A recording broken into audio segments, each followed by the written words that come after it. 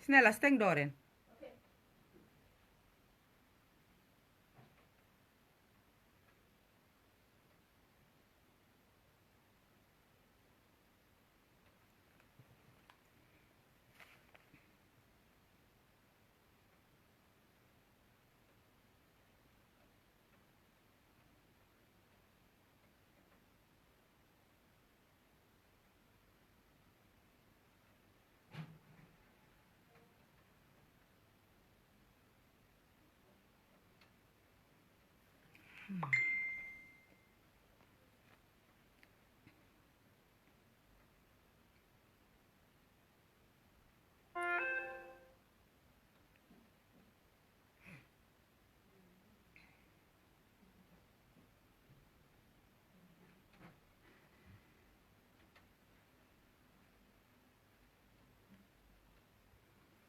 Okay. Allo. Assalamualaikum. Assalamualaikum semua mbokk yi maa ngi leen di nuyu yéen ñëpp seen tur ak seen sant di leen ziar bu baax. Thank you Ami Sané jërëjëf gis naa li nga binda. Tey moom su ma sañee nag du ma yàgg fii tey waaye ba tey rek ku bugg a call mun ngaa call because dafa am lu ma dawal dama dem bugg a seetaani programme bi Fatou bi so it's 2356084002220 2356084 number bi war naa ko di ko fàttale ko de mu ngoog ku bugg a call rek mun ngaa call so nañ ko defee quick one rek bi pare suñ waxtaan bi tey waxtaani comme pour Sulayman la so warta nekk waxtaan bu nga xam ne sax am naa interest sax pour Tatelicious sax pour mu dégg ko waaye lu tuuti rek laa ko ci déggal anyway not too much waaw lu tuuti rek laa ko ci bugg a déggal waaye li ci ëppa yëpp pour Sulayman la yes first of all Tatelicious, if your people are going to listen to this, listen good. And if you can convey the message to her or to him, I'll be very grateful. Like I said on my last video, I'm not one of those that will sit here and insult you or call you names or, tack anything on you because it's none of my business. I don't do that and I don't operate like that. Right. And yes, it has come to my attention that you did another video. I went to that video and had a look at it just for few minutes because I'm not really interested in what you do, honest to God. I'm not. But I had to go there because if I have to sit here and talk, I have to know at least what I will be talking about or points to raise. But looking at your video, watching your video, I come to realize that it's everything that you're doing is utter nonsense and madness, to be honest with you. And if I was Sulayman, he can use that video against you. Because right now, you are not trying to, because at first it's like you're trying to convince people to see the bad in Gambians and stuff like that. But you're not trying to convince anyone right now. Right now, you are threatening the guy. You are bullying the guy. You are threatening the guy. And my advice to Sulayman is to run with that video. Download the video and have it as an evidence. Because what you're doing right now is threatening the guy. You are not helping yourself. If Sulayman goes down, you should go down with him. Because it's not right. 1 minute you'll come out and say that you're trying to have to make peace with Gambians, and then next minute you're there acting crazy. For me, the way I see it, it's like you cannot move on from the guy. If anything here, you keep insisting on some of your videos for Sulayman to say that he loves you. Fine. The way I see it now, I think you're the one who is obsessed with the guy. You're in love with the boy. Period. It's as simple as that. Move on. And if you feel that you have these evil powers, or whatever powers you have a shrine, or whatever you call it, if you have them, you don't use it up. Use it down. If you really believe, because what you're doing right now, you're trying to do all of these things for people to get scared, and for Sulayman to get scared, and things like that. But honestly, you're not scaring anyone. You are trying to prove to the world that you are as mad as how people think you are. And to be honest with you, if you are a nutcase, if you are mentally, if you have a mental issue, I for one, I feel sorry for you, and I would have come here and talked to people to stop treating you anyhow. I would tell people that you're crying out for help. I feel sorry for people like you. But, you know, you give people mixed feelings. We don't know what to make of you. One minute we think you're crazy. Next minute we think you have these evil powers. Next minute we think you're just in love. The next thing is like you're desperate. We don't even know what to make of you. I know part of this. Yeah, a lot of people keep saying that, oh, you're not getting any money out of this, but he is getting some money out of it. Yes, that's where we are different. You are doing this to get some money out of it. But some of us, we sit on Facebook, advocate for stuff for our people. If I say our people, it's not just Gambians, but for Africans in general, for black people in general, for human being in general, black or white. Because I cannot sit here and talk for only black people. Because at the end of the day, I have my nieces, my nephews that are half caste, that are like they're mixed race. They're mixed race. So when I talk for everyone. When I talk for everyone. So I come in peace, and I expect and respect your people to come in peace as well. It's not all Zimbabweans that are bad, that will come here and insult us and rah rah rah. No, they are decent ones. In as much as you have Gambian friends, we have Zimbabwean friends too. So don't make this to come out to be something else. Because to tell you the truth, Tatelicious, a lot of Zimbabwean people are calling Gambians, are telling them stuff about you. They are telling them stuff about you. We are not disputing the fact that that sex that went on, he equally took part in it with you. No one is disputing that. Nobody is fighting you when it comes to that. No. To be honest, we know that he was in it too. But enough is enough. You are taking it to another level. And the level you're taking it to, I told you in my last video, it's like you keep saying that Swedish people are racist. But I'm 100% sure that if one white person was come to you as a police officer or a social worker or someone, anyone, come to you to talk to you about these things, the first thing that you will cry about is like they are racist. But they are not racist. They will talk to you based on your behavior. You need to stop. You are portraying black people. What you're doing is an insult to black people. It's an insult to people that advocate for stuff. It's an insult to people that sit on social media and talk, especially us black people. Some of us are here to send a message across, and people are listening. But your crazy behavior is making people have another perception of black people, and it's so wrong. Yes, you have HIV. Sorry. We're not going to sit here and say that you have HIV because you're a prostitute, because you are this, because you are that. No, it's none of our business. We're not here to address that situation. We are happy that you used to advocate for it. Now you're spending all your time on how to make money on social media than what you stood for. I don't even believe what you usually tell people, that you stand for this, you stand for that. I don't think you stand for that anymore. You are standing. What you're doing is a description of a desperate black person. It's a description of a crazy black person. It's a description of nothing that has anything to do with our culture. So, Tatelicious, you need to stop. And you know now what you're doing is threatening this boy. And that's one good evidence that one can have against you. It is very sad that this boy, Sulayman, is struggling right now with his status in Sweden. It is very sad. I don't know what went on behind the scene. But if he has been dealing with you for a very long time, and you guys messed up and you have been in and out of police stations, honestly, he has a slim chance of them listening to him. You have messed him up big time. And now, how can he even put his case forward? It is very sad.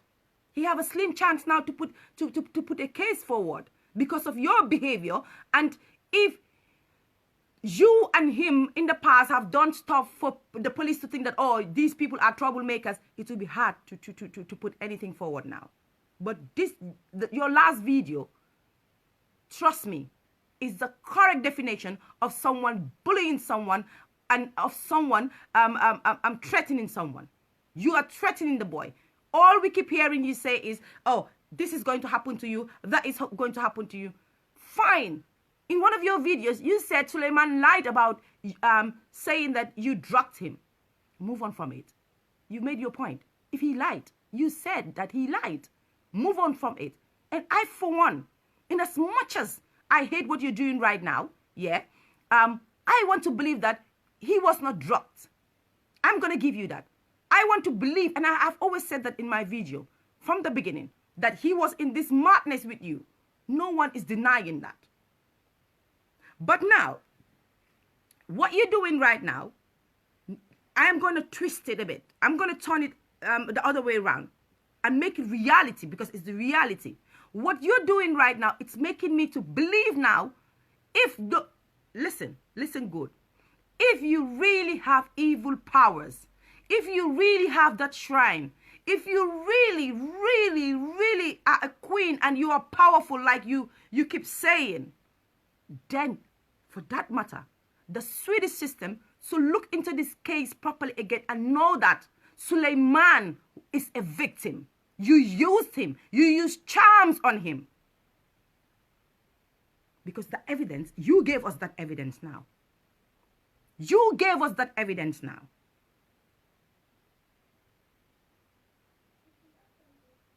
He was under your spell. If you have, I am saying if you have these powers, then he was under your spell. So if the guy is saying that you drugged him, you gave him something, it is becoming to look like it's the reality. It's true. Because you're showing us the powers that you have. If you're showing me these powers, it will make me believe that. Of course you have done something to this guy to lose his mind, to come on social media. I said to you before, this is on Gambian. Gambians do not behave no matter what, no matter how a Gambian is hungry, no matter how a Gambian is desperate. They will not come live on Facebook to behave the way you and Sulayman behaved. Let alone a young boy, a young handsome boy like Sulayman. He have a lot ahead of him. For him to stoop that low. Now, I want to believe what you're saying. You're saying you have evil powers. You're saying you are this powerful. So, tell me, did you use that on the boy to get him to come and do that Facebook Live? Did you use that on the boy to sleep with him? Did you use that on the boy to get him to where he is today? For crying out loud. If the boy came to you and said he wanted papers, if he has been rejected for so many times, and he came to you that he wants papers, right? And you really wanted to do it for him, this is not the way. This is not the way. Have it in your heart to think. I saw you put a video of your son up, his birthday, and you were talking about it's either your grandmother or his mother or somebody rejecting the boy because of you, because you're a trans. Now, let me talk about feelings. You see how you felt it? You see how you released that video and you put a big statement on top of that video, telling your son, don't worry, I love you. Who you mentioned someone's name, will accept you. Sorry for him going through what he is going through because of you. Now, can you imagine? Think about Sulayman. Take a chill pill. Take a step back and sit down and think about Sulayman. Don't you think Sulayman will be going through that now? That rejection that your son had? The rejection that you had? He's going to be going through all that.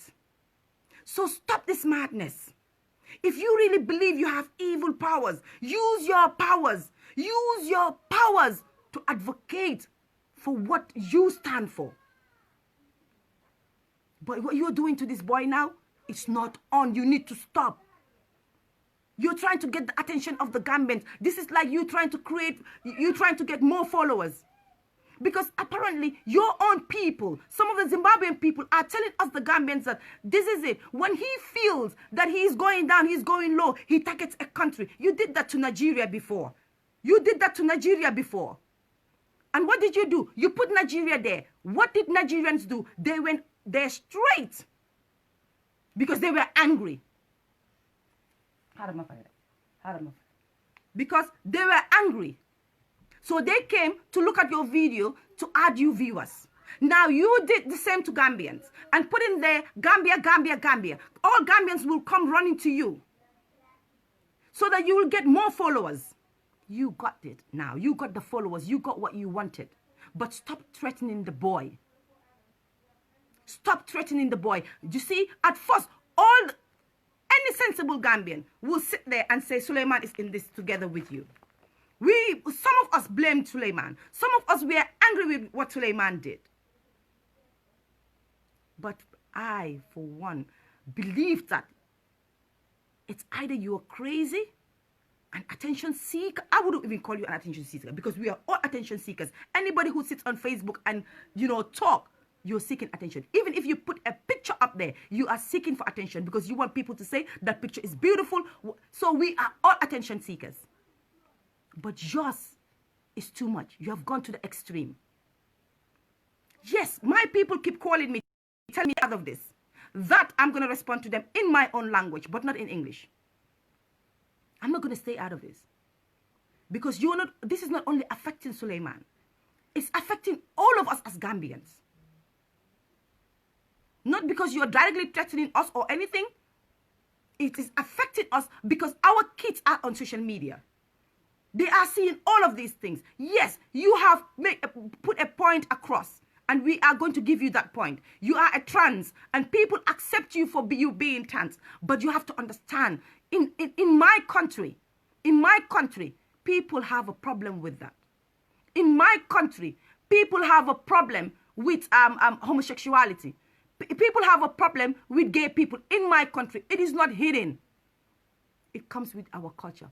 But we respect trans. We respect gay people. We don't take stones throwing it at trans in Gambia. We don't take stones throwing it at gay people. We don't take stones throwing it at anyone who have AIDS. We don't do that. We reserve how we feel. We respect those people. For some of us who are mothers, we don't get involved in things like that. Because I'm a mother. I don't know what my child is going to become tomorrow. So that's why I fight and advocate for so much. But what you're doing, it is wrong. You need to stop. Look, I can sit here, have a bottle, put charcoal in it, put powder in it, put whatever I want to put in it, mix it here, and tell you that I got this from a marabout or blah, blah, blah, blah, blah, and start shaking it, calling your name. People will come and follow me. People will believe me. People will think that nowadays, I've got powers. My people usually say, Dafa Yomba. What you're doing is not on. It is not on. And let me tell you something. A lot of sensible people do not even believe in what you are saying and on what you are doing right now. They actually feel sorry for Sulayman. Now you have proved some of us right. Sulayman, in normal circumstances, will not even look at someone like you. I'm only saying this because you make me believe that. In normal circumstances, Sulayman is a fine, young-looking boy. Anybody will fall for him. Any young girl will fall for Sulayman. So now, you tell me, it only have to be charms, according to you. According to you. It only have to be charms then, for that boy to fall for you. For that boy to fall for you, because it's you. It's you that is telling us now. It's you who is giving us that evidence now. You need to stop. Last time I did my video, I put a number there. I had to I'm sure a lot of people try to call that number. I only use that number when I'm live and I want people to call. After that, I switch that number off. But you are crazy, and some of your people are crazy. They were sending me messages insulting me, telling me all sort of rubbish. Let me tell you, just like you, when you decide to sit on social media and talk, you develop a thick skin. And I have developed that thick skin, but I don't think you have developed any thick skin. Because if you did, you wouldn't be coming back and going on, Gambia, Sulayman. You will not. You need to develop a thick skin. If Sulayman said that you drugged him, and then you went to work, your workplace think that you were drugged, he was drugged or whatever, leave that to the authorities. Since you are not guilty, your conscience is clear. You don't need to come back here and do a live trying to tell people, oh, my workplace, drug test, No. Let the authorities do that. Let them do their job. When they do their job, they will come to know if you took drug or if you drugged the boy. You don't need to prove to anyone. You don't owe it to any one of us to keep coming here trying to prove a point about what Sulayman has done to you. I have seen you with those sticks that you hold, trying to make people believe that you have powers. Yes, I'm not denying you have powers. Maybe you do. Maybe you do. It's unto you. But isn't it, are those sticks not the same sticks that I used to see you hold? Because I told you, I went down to check, to profile you, to check you out, because I didn't need anyone to tell me. Is it not the same sticks that you used to hold when you were singing? Tatelicious, you have a beautiful voice. You used to sing and people love it. I come to know that just a few days ago. You had more videos, more people liking you for that. That stick, I used to think you were using that stick to sing, to play around with, to, you know, and to do your own thing. Now, the question is, you are saying that the boy is accusing you of taking drugs, but you know, the way you are behaving, people will think like that. People will think like that. In as much as you keep saying, Gambians love you, Gambians call you privately, Zimbabweans are calling us privately, telling us about you. And Zimbabweans are saying that you don't even have any powers. It is very simple. I can sit here and say, oh, Gambia, oh, Zimbabweans, thank you for supporting me. Oh, Gambians, thank you for supporting me. People will think Gambians and Zimbabweans are supporting me when they are not even supporting me. It's very simple to say that these are tricks of social media. These are tricks of people that are that sit and talk about stuff live. We sit here and say, oh, thank you. I have seen you. Thanks for your love. Thanks for your support. They don't even support us sometimes. Because they don't even write it there. Hey, we support you. Hey, we love what you're doing. It's only few that will do that. But we who sit here and talk, we will use it and say, oh, I see your love. Oh, I see your support. Oh, thank you. You're fighting for me. They're not fighting for you. They're actually there telling you they're fighting for you just to see you come and do more crazy stuff. If you really believe you have powers, use your powers to help that boy then. If you really think so. If you really think you have powers, and you genuinely think that you wanted to help the boy from your heart, and if you take a chill pill, like I said, think about that your son. If this was done to your son, will you love it? Or seeing the crazy way that you behave, you would have come on Facebook and I'm sure that will be the last day Gambian people, African people will be on Facebook, because they will shut us down, because you will go crazy. What you did to that boy, if it was done to your son, you would come here and go mad about it every 10 minutes. So see it as your own. See it as your own. Tatelicious, you are black. We are black. We are black people. We fight for Black Lives Matter. I saw your video when you went to Ika. You went to the Ika, the supermarket.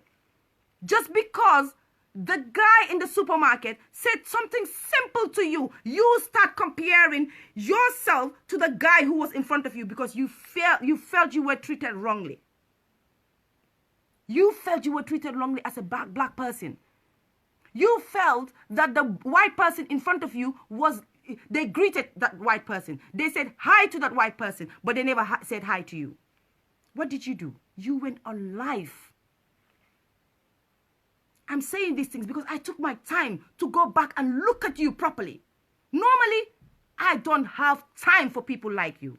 Not because you're trans, not because you have AIDS, not because of who you are, but for people who come on social media and bully people or insult people or try to make themselves as if they have powers. I don't have time to look at those people.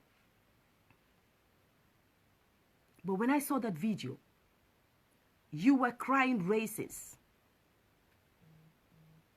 You felt marginalized.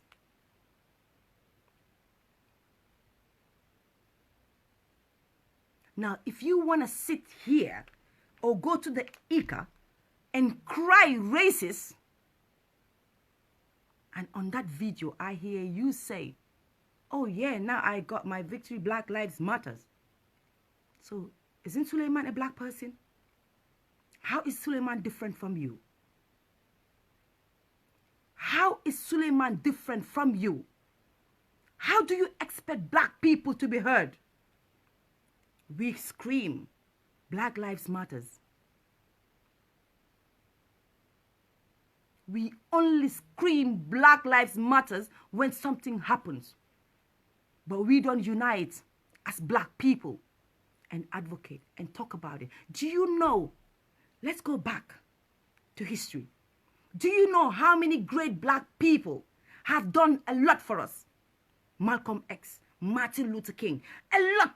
Even Nelson Mandela have done something.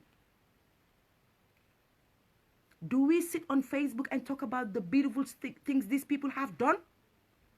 And that's when you do that and you advocate for it every day and you talk about it every day. And that's when Black Lives Matters. Because we are trying to show people that this thing that we are talking about black people, the good things they have done, how intelligent they are, how smart they are, how this they are, how we have adapted to cultures and everything. We need to sit and advocate for these things every day.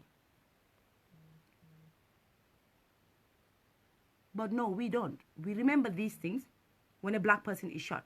We remember these things when a black person is marginalized. We remember these things when a black person is called names. We remember these things when nothing has been done to a black person, but they just want to use, oh, are you doing this to me because I'm black? That's the only time we remember our great people. That's the only time we remember how we as black people have contributed to the whole world. We as black people belong. It's not like we don't belong. Here, where I am here in Sweden, I feel belong. I feel my great-great-great-great-great-grandparents have done something here. Even if they took one layer of a brick and placed it somewhere, they have placed it there for me.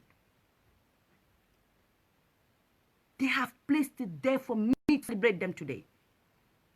But no, the way I see you do things is so hypocritical. You are a hypocrite, Tatelicious. You will cry Black Lives Matter and you will bring your black brother down. You will bring your black sister down. We have no problem with Zimbabweans. Zimbabweans have no problem with Gambians. But when you throw stones, when you insult Gambians and Gambians retaliate, it brings fight amongst us as black people. And from a distance, what does that make us look alike? Oh yeah, look at them. They're black people. Look at this, their behavior. You wonder why a lot of people don't want to mingle with us black people? It's because of the likes of you. It's because of the likes of you. You think people have a problem with trans people? You think people have a problem with gay people? You think people have a problem with people that take that are prostitutes, that are this and that? No, it's the attitude that we have a problem with. It's the way you people portray yourselves. It's the way you people act in society, act in public. Now we sit here and wonder, a whole cabinet, why is there no black person? We sit there and wonder, a whole government, why is there no black people? It's because of the way we act in society. It's not because we are not intelligent. We want to use power on everything. We use aggression on everything. We use I'm black on everything. That's why we are never giving that little power that belongs to us back to us. This is the reason. This is the reason. So, Tatelicious, stop it. The bully is enough. You live in Sweden. It's an open country. You have people that follow you that are black people. You have people that follow you that are white people. To the black people that follow you, they might go, yeah, Tatelicious, yeah, you're fighting, da. But some of the white people that follow you, they look at you and think, oh, it's Tatelicious again. Oh, it's black people again. Is that what you want for us? We're not here questioning why you have AIDS. Like I said, it's none of our business. It's onto you. People have AIDS in different ways. So we cannot throw stones at you just because you have AIDS. People that have AIDS are happy people. People who are transgenders are happy people. They call themselves nowadays they call themselves they, because they don't even know if it's a he or a she. So come on. It's enough. Let's unite as black people. I'm not saying let's unite as black people to throw stones at white people or to insult white people. No. Let's unite as black people to show our culture. Let's unite as black people if we want our culture to be accepted. Tatelicious, I'm sure you know a lot of black women that have their kids taken away from them. You know why? Because we as black people have never got to sit down and tell these people how our culture rolls. A lot of black people are seen today as aggressive people. We are not aggressive. Like I'm talking to you right now, I'm not even angry. Somebody who is watching my video might think that, oh, she's angry. But because we have a strong voice, we shout when we talk. So that is taken out on our kids. And sometimes they take our kids from us. The social take our kids from us for the wrong reason. You know why? Because they are not used to us, the shout that we shout. We are loud, but it doesn't mean we are angry. So why can't we unite as one and try to explain this to the Swedish people, to the American people, to the British people, to the world, to show them, okay, this is it. When we shout, it doesn't mean we're angry. It's just because we're loud. When we grab a child on the hand and say, okay, now it's time, I'll come and sit down, it doesn't mean we hate that child. It doesn't mean we hit our child. We need them to understand our culture. Just like when a white man comes to my country, we make sure they understand our culture. A lot of white people I'm so proud of today. They know how to cook my own food. They dress my way of dressing. They do everything that my culture does. Because they come to Gambia and we teach them. A lot of them play the drum. A lot of them sing like Africans. Because we sold our culture to them in Africa. Because they come to Africa and learn about our culture through us. But what have we taught them here? We are very scared. We are all in one little corner. We are sitting in one little corner. So you think you have something on the boy just because he hasn't got papers? What is this paper, Tatelicious? When you die one day, or when I die one day, are they going to bury us with these papers? Are they going to bury us with money? Are they going to bury us with all the luxury, all the material, everything? No.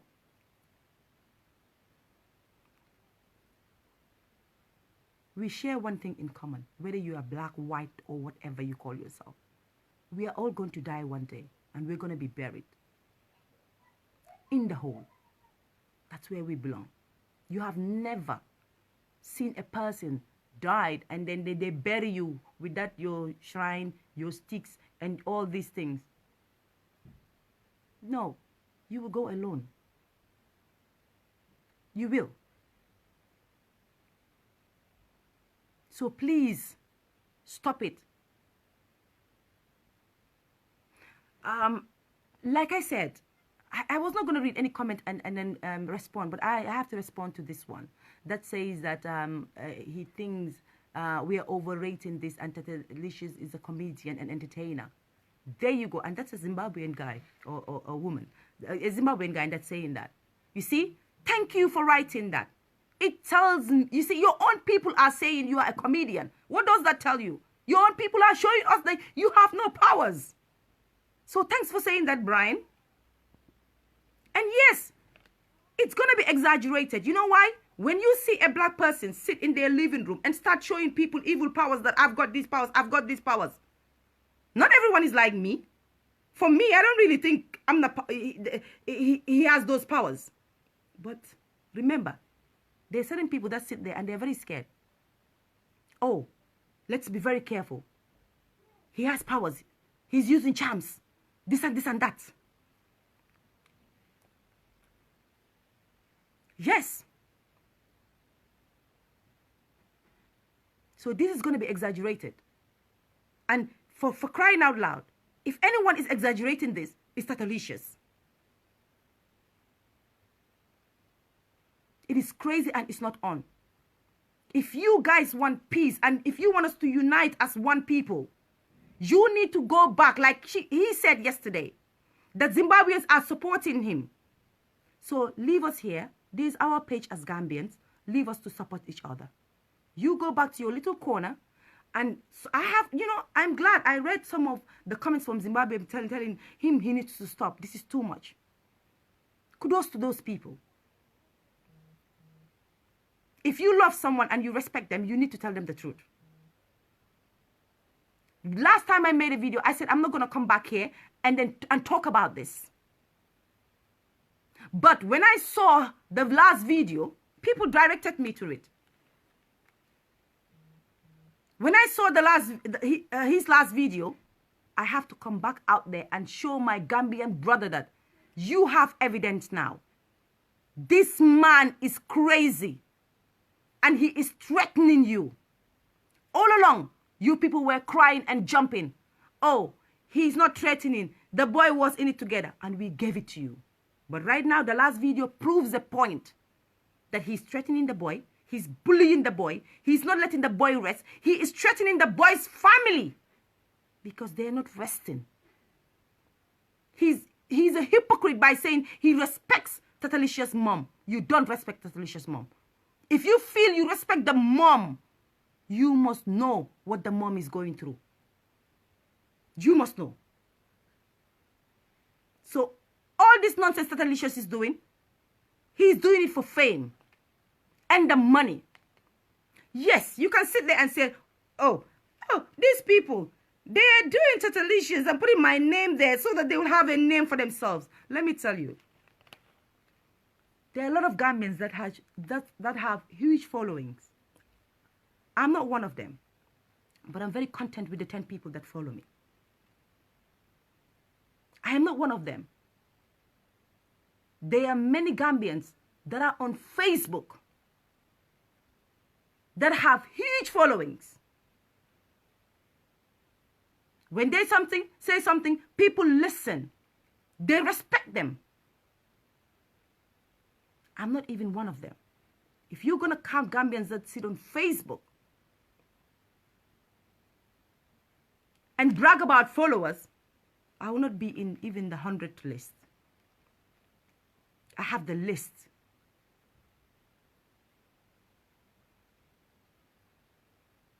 But I'll tell you one thing, where we are different.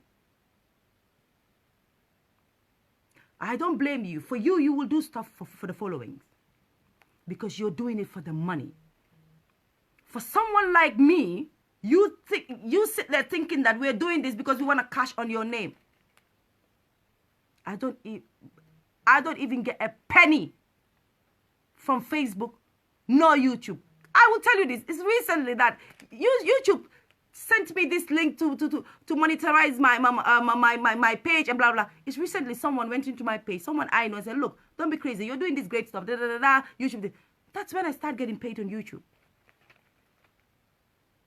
To tell you the truth, I am not in this for the money. I am in this for people like you and me and Sulayman. So you see, that's where we are different. If I was doing this for the money, trust me, I know how to be crazy. I will come here and act crazy every day. I will come here and look pretty every day. I will come here and cook every day. I will come here and do whatever it takes to have those followers. So if you think you're where you are today on your own, don't kid yourself. You got to that level because people got you there. And who are the people who got you there? Who are the people who got you there? Your followers. So, things that you say, things that you do, is an insult to some of your followers. It's an insult to what you advocate for. If you really think those people you call followers, they're following you because they love what you're doing, they are on your page to see your madness. The minute you step down, darling, and start speaking holy, start talking holy, start talking about things that is affecting society, they will run away from you. My people, our black people, they're not interested in slow motion. They love fast motion. And they love the fast lane. And what is the fast lane? Madness. So don't brag about it, my dear. Don't. Today you will want to be remembered as one of those people who advocate for stuff on Facebook with less followers. But you have advocated for the truth. You have advocated for something that the next generation is going to learn from. But you don't want to be remembered because you are this crazy person. You don't want to be remembered because you have followers. People who are following you because you're crazy. No, I don't want to be remembered that way. Now, enough of you. Let me skip and speak to my Gambian brother in my own language. First of all, maa ngi jégalu comme ni ma ko dee waxee rek su fekkee ne fii ngeen ne ni ma defee vidéo bi dafa rong maa ngi jégalu waaye doylu naa ci Tatelicious léegi ma ñëw ci ñun suñ nit ñi bala maa egga sa sori suñ nit ñi Sulayman lu ma la bëgg a wax mooy bul tiit. Oh, let me say this in English, sir, before I bring it in Wollof. Sulayman, don't be scared. Don't be intimidated by this guy. Don't be. Don't be. I want to assure you that. You shouldn't be scared. But what you need to do is, my dear, stay strong. The mistake has been done. The damage has been done. You have been exposed. You cannot sit there and cry about it or make excuses about it every day. Stop it, my dear. Stop it. Don't talk to people. The same Zimbabwean people that you're talking to, the same Gambian people you're talking to, are they the same people that are going to Tatelicious and telling him the rubbish that he wants to hear? And they're the ones giving him this power. Stop telling people that, oh, I cared about her. I this and no, you don't. Pick up yourself. Get up. Be a man. Be strong. Know that he is just playing with your mind and the mind of your family. What you need to do right now is use every evidence that you can grab, you can take. You need to take it to the right authorities. Take it to the right people. You are in Sweden. We know how it operates here. We know the Swedish people. We know that Tatelicious have so much run-ins with the Swedish law. We know that it is there. It is not hidden. You only need to pay less than £10 to see everything that he has been doing since he entered this country.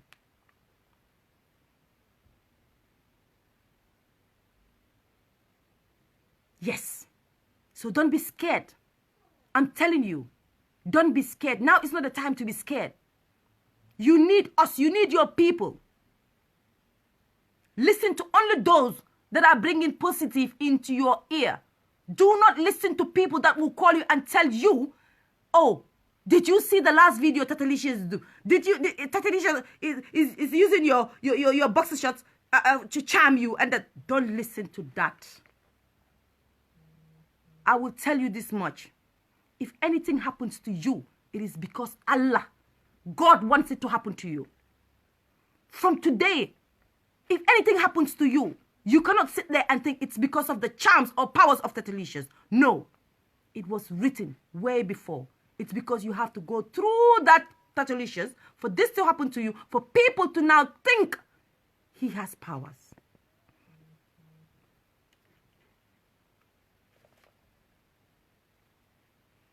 Kadi nyanala. When they go low, we go high. You don't even insult them. Allow them to insult me. As far as I'm concerned, let me tell you something, Kadi. Yeah? Let them insult.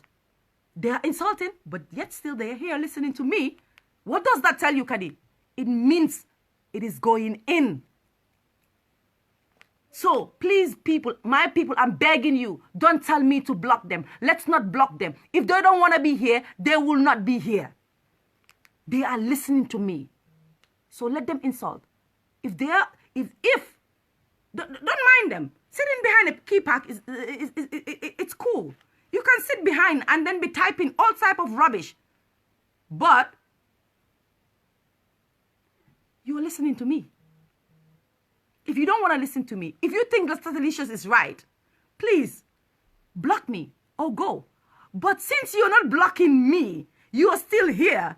Oh my dear, I'm loving this. It means you're listening to me. So, Kadi, nyan nala rek, baile ñu saga. The civilized Zimbabweans are here saying, yes, let's do this in peace. Let's do this. No. But you, the fools, stay there and insult me. Haven't they told you? Me and insults, we blend. My first name is In, my last name is Salt. So I don't really care. Hey, Fanta Jajusi, how are you? Miss Nala Rakasama. Like I said, Sulayman, bultit bul ragal. I don't know if you can speak Sulayman, Wollof. But I'll tell you this much. Bultit bul ragal. I'm not really, I didn't want to take calls because I just want to get out of this very soon. Sulayman, bultit bul ragal. Kepa kuy mboki Sulayman. Man dama la ñaan li.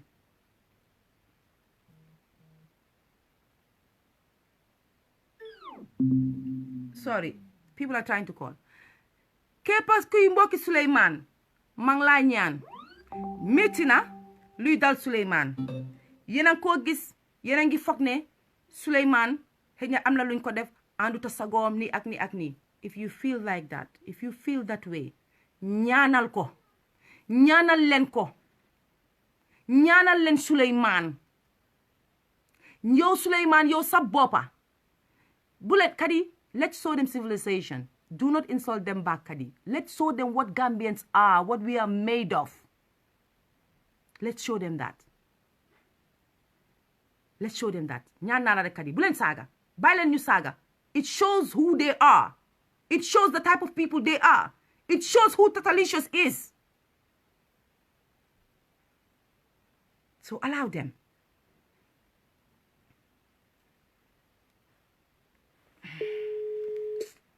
All right, let me take tutti calls. Like. Hello, assalamu alaikum. Waa sa connection bi baaxul. Mang lay tek.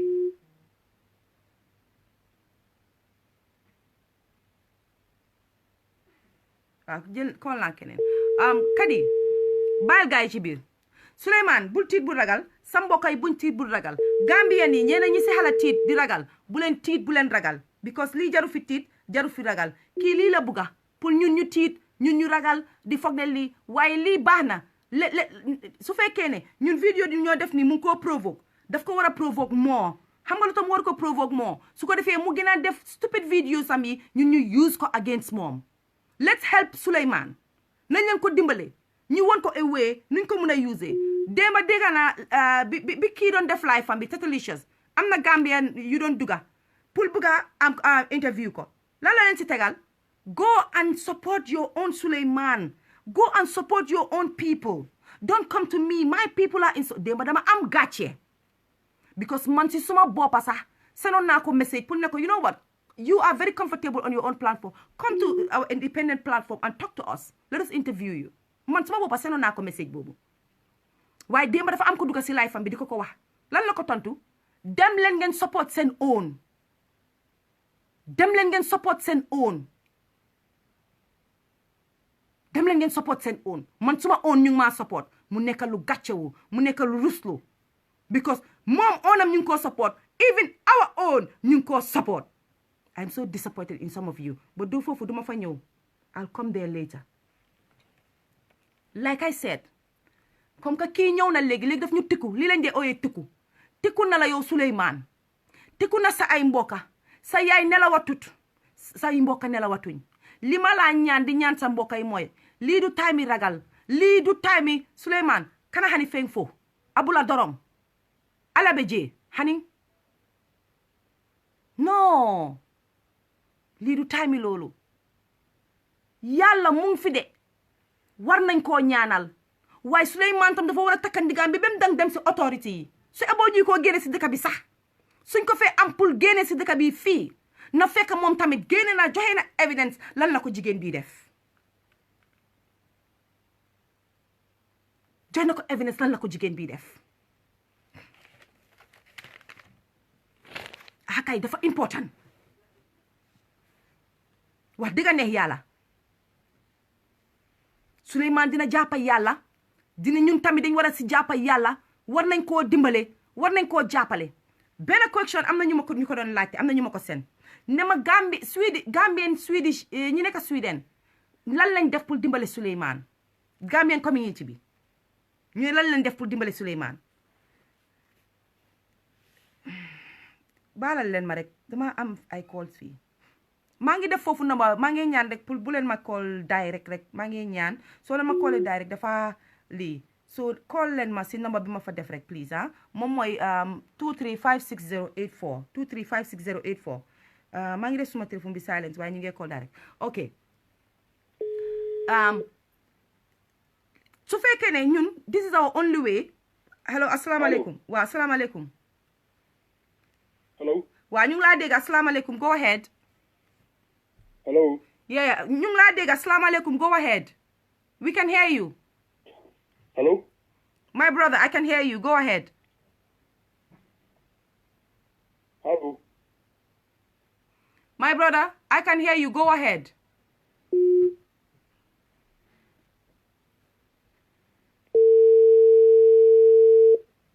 I saw you Jamsu. Hello, assalamu alaikum, my brother. Hello. Yes, my brother, we can hear you. Go ahead. Yeah. Oh, okay, thank you. I've been actually following you afar to all this while. And then concerning this Sulayman case, it's actually very disgusting for us as Gambians to see this happening. You understand? But lii dafa only comme loo xam ne it happens already dafa mel ni ndox boo xam ne dafa tuur understand nga so it's difficult to take it back again you understand so for that being the case it's high time as Gambians especially the Gambian community in Sweden to come together and put a stop to this I don't know whether however he or she call himself that Tatelicious. The way he is acting, we really have to ignore this. You understand? We shouldn't make this so much. It shouldn't give it so much attention to an extent that it will affect Sulayman. Because I know I have not spoken to Sulayman. I have not spoken to him and any of his friends. But I understand this must be affecting him right now. Big time. So he needs to turn to God. pray to Allah subhanahu wa ta'ala to help him right now. And we as Gambians too have to come together to pray to Allah to help Sulayman. Lu happen dal defa happen dal. So we cannot take it back, you understand? So I'm calling on all the Gambians, inshallah, all Gambians to come together. And all Gambians who are following your platform to come together and support this Sulayman to make sure that these things does not traumatize him. Because he is at a stage in his life that is really difficult for him. Understand? Listen the way this Zimbabweans are supporting this so-called Tatelicious. You understand? So ñun tamit dañu war a taxaw support him in that way. You understand? So that it will not traumatize him or bring him otherwise in his life. Jërëjëf. Can you get me? Yeah, dégg nañ la bu baax. Thank you so much. Can you hear me? Waaw, dégg nañ la. We can hear you. Ndeysaan, ñu ngi laa dégg, dégg nga ma? Oh, ok, ndeysaan, Kola, su fekkee yaa ngi dégluwaat, dégg nañ la bu baax, li nga wax am na solo. Jërëjëf waay, li nga wax am na solo. Hello, asalaamaaleykum. Hello. Waalaikum salam. Naam, kadi nakam? Jama re nakam. Kay, maa ngi si jama. Thank you, Uncle Francis. I will call you, Mr. Njai. Waaw, waxal. Yeah, man luma buga wax Sulayman mooy na concentrate like moom fu mu nekk nii soxlawut loo xamante ne daf ko stress a lot léegi fu mu nekk nii ñun xamuñ Sulayman what he is going through right now. Xamuñ waaye like we are assuming he is going through a lot. Understand that? So fu mu nekk nii na focus like interview yi helpul ko at all. So suñ soxleen dimbal si nit na ko call si ron xëy na ñu advice ko people like you who are in Sweden ngeen xam luwaay foofu noonu ak num dee doxee xam nga Tatelicious is scared of you because Tata xamut ne yow you will go to that extent xamut ne Gambian bi moo ko gën a smart xamut ne yow xam na ne su mu nekk ni yow yaa ko gën a smart so léegi daf dee ñëw sax di forcer boppam di def ay life yoo xamante ne yu unnecessary yi nii sax waaye man lu ma bëgg a wax Gambian boy si tamit démba mu ngi call benn boy Gambian so boy bi dafa ne boy bi mu ne I have a new Gambian boyfriend mu call proof ne moom dafa am Gambian boyfriend boo xamante ne mu ngi wax ak moom bu mu ko callee boy bi mu ne ko wax naa la ne nañ def private boy si nañ moytu tamit xam nga nit ñi ñu ngi faytal ñii ñu ngi dem through doon xaraam yi astafurlah bugguma saaga ñii di saaga nit ñi si seen plateforme yi léegi suñ defee ñun suñ Gambian plateforme ñu ñëw foofu noonu bugg a contrôle saagaat ñu tamit duñ leen xool noonu de dañ leen a saagaat soo boy si tamit nañ dimbale nit ñi ñu téye seen boppa su ñoo def seen private life ñu def seen private life léegi fu mu nekk nii kenn xamul kan mooy lan kan yow soo nekkee lu nga bëgg a nekka na nekka si private waaye nga ñëw live di ko def wala kii di nekka live di la call understand nga ñi ñu ngi fight ñu ngi fight pour lifin kii help Sulayman yow tamit ngay ñëw di demba I was so mad because anga as a Gambian dama feel embarrassed for the second time another one is coming nekkuñ di learn from it it's so embarrassing boys yi tamit nañ xaw a géem a lifin seen toogaay bi daal it's not nice at all li nga wax make na sense de and lii moo ko jox doole parce que hello yaa ngi maa dégga hello yaa ngi maa dégga hello yes ñu ngi laa dégga yaa ngi maa dégga bu baax man da dog na de dogut sax de ndeysaan suma lii bi daal moo lifinut hello asalaamaaleykum Hello. Wa assalamu alaikum yang ma dega. Hello. Hello my brother, can you hear me? Yang ma dega. Hello yang ma dega. Hello yang ma dega. Yeah, moile. All right. Left the amla. Okay, go ahead. People are listening. You know, this, I think, you know, what Sulayman Nyandaka Minkia, because it's very simple. Sulayman Banyim, because near Gambia, officially, homosexuality ma allow na bango ka but Sulayman nyada cooking da marga man nyada ka panic aita I video nyimbondi some immigration ya because many people said Sulayman nyinge because of amalla dulal so and other stuff because anyanda ka deport like according to the lady. So what Sulayman have to do, Sulayman video nyana sambala aita samba immigration ya ala problem explain because asa muso ni yamna ba Sulayman bra kan problem ko bara ba fa bra kan problem ko because automatically you don't have to topic imanya ka mola sexuality ka sama social media. So Sulayman ba nyim bata min beto ko atalon Sulayman can do anything. Sulayman sa muso nyim fa asa problem mo dino ala fe molo anya ka video le mutanyo ka asamba police ya al problem mo explain iba protect la Sulayman deserve protection right now. Yes. In Gambia officially, this is officially, na bango man homosexuality accept, and Sulayman ya act kele. So automatically, nako immigration le fango. Nindada na bango kamba silarne because it's all over the new, social media. He have the right to have the protection. Bari, hanga fofu, hanga fofu Sulayman fum fa ya hamoy. The minute he went out there for an interview and start denying or saying stuff. No, woman mata say, woman mata. De matu darong. Anin video leka, video mimba bulokon. Anin comments on molka mimbo. Automatically now for that, he have the right to have the protection because homosexuality I will act and the country about bango menga ima allow. Hana try mu interview lege. Nani wotara. Asa muso fanso no problema la. Muso fansa problema so no. Because I tell Sulayman na, Sulayman bata membe kono. He put Sulayman life in danger.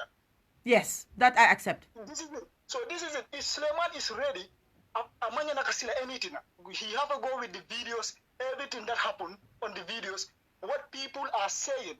Sulayman knew it, immigration earlier, about protection also number one, about protection also Sweden kono, number one. Number two, the woman could even be in problem. But I'm a little bit disappointed in Sulayman. No matter, I am HIV positive. Be very careful. Why should you be with this? Video he was doing this to Nigerian boy also giving something like this. So this the most important in Sulayman. I have video, thinking I have a report, immigration center. They will protect him. Thank you. Okay. All right. Fanta, I didn't really want to respond to you, Fanta Jajisi, but let me respond and help you here a little bit. Yeah? Okay. I think you're getting it all wrong. No one is saying Sulayman was right. We're not here fighting for Sulayman because he was right. He didn't do wrong. He did wrong. What we're saying is, right now, what this Tatelicious is doing is threatening. I hope you have watched the last video. Munge threatening Sulayman. He's threatening Sulayman. Munko bully. Li abuse la. This is the part that we are talking about now, Fanta. Please, I know you are a very sensible girl. Go back and watch that part. They were in a sexual relationship. Go and watch both my videos. I have no problem with that. There are two adults doing their own stuff. Even what they did there, nothing to do with me. This about rape and drug stuff, nothing to do with me. And earlier I mentioned on my video, I said I gave him that. Kid of accused of drug and stuff. They've got by authorities. They've got accused. I understand. Defend Bopam. But he is doing more than defending himself, Fanta. He is now bullying the guy. He is now threatening the guy. You watched the last video. Anybody ko ham nit ku ñuul so defé yefi juju yu defini nit ñi ragal fokk ne da nga am powers. So we are talking about that now. Ñun suñ wax bi is based on that.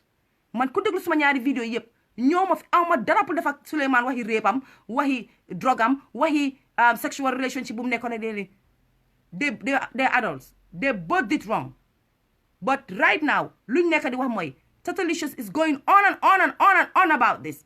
And if we are quiet about it, ñun waxuñ ko dara dafa ne mom tok na fofu mu feel ne noot na Gambien yëpp lii la ñu Yaaya Jammeh defoon tofa mu fi ne noot na Gambien yëpp soo léegi na Gambien yi dem gisuloo ñeme ñu ñoo wax mënu ñoo wax non ñu dañ ko bëgg a woon ne juuju or not juuju whatever powers you have we have the same powers too am nañ suñ ñaani ndey yi am nañ suñ ñaani baay yi am nañ suñ ñaani kilifa yi maam yi bàyyi nañ fi ñaan duñ nangu te kii moo ñu ci boolee Gambien yi la ci boolee waxuta Sulayman rek yëfi def dof yi moo def moo tax ñun ñu woon ko ne ko sa yëfi dof yi nii alaawatuñ ko xam nañ ko asalaamaaleykum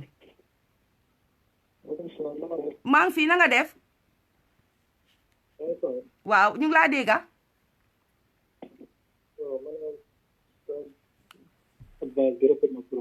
ah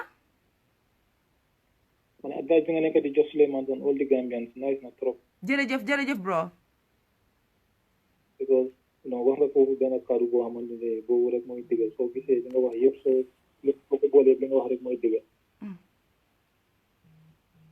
jigéen bi xaw ma jigéen la xaw ma góor la moom moo na lut Sulayman dara loo xamante ni li jiitu juddu Sulayman loolu la yàlla def si Sulayman moo ko dal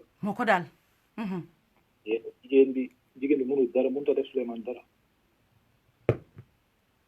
dara mënu ko dafa sóob rek li moo def ni yëpp dafa sóob mën a lut Sulayman dara because moom defarul Sulayman yàlla defar Sulayman understand Sulayman mu continue life am waa de waxal tuuti si kaw waay dégguñ la de te li nga wax lu am solo la man maa la gën a dégga waaw maa ngi wax ne ma ne Sulayman moom jigéen bi defarut ko ba mën koo yaaxa xam nga nit ki loo defar nga mën a yaaxa waaye loo defar ko mën a loo koo yaaxa foofu laa bëgg a Sulayman xam bu mu tiit bu mu ragal dama dégg allo waa ñu ngi laa dégga oh ma ngi leen dee dégga ku kool rek yow waxal rek nit ñi ñu ngi laa dégga di minute ma ne maaleykum salaam rek ñu ngi la dee dégga wax na lu am solo waaw Sulayman bu mu tiit bu mu ragal lii lu yàlla bindoon ci boppam mi ne lu ko war a dal la so bu mu toog foofu fiil ne Tatelicious bilaay kat yi bu leen reply bàyyi leen let them call the villagers that's what they call us the Gambian villagers are coming let the Zimbabwean villagers come we welcome them hello asalaamaaleykum waaleykum salaam salaamaaleykum waaw soo ma déggaa tut sa waxal rek ñun ñëpp a ngi lay dégga dégg nga okay man small of settle no now secondly I will not say my name I don't want to mention my name yeah it's okay maluma muna wa moine like we have to be very careful and secondly man okay haledi gora man tabe gora can fall the same mistake ngale mo ko dal so gigen bi lu nekk di def ni ko sax mu ngi threaten kii ne man juju man nii is all lie jërëjëf lii laa bëgg ñu wax su fekkee moom am na doole façon boobu why is still looking for another means or why is still threatening the boy thank you do it but you can able to do it moo génne nga toog Facebook man dama def nii yàlla moo bari doole ñu am na nit yi nga ne dañ am doole ñoo léegi ma lu ma mën a wax ne mu ne comme ça ok lii tey si moom la dal ëllëg mën a dal keneen so man ko ñaan mu dal xelam ne yàlla moo ko def nii I don't know mais bi moo xam na ne góor la wow mu ne boo bi dafa wan ne man lii laa ne woon oli yàlla rek moo xam so aduna jarut pour nga def leneen tamit nga ne jarut jërëjëf thank you very much kontaan nañ jërëjëf dama dëgg la waaw jërëjëf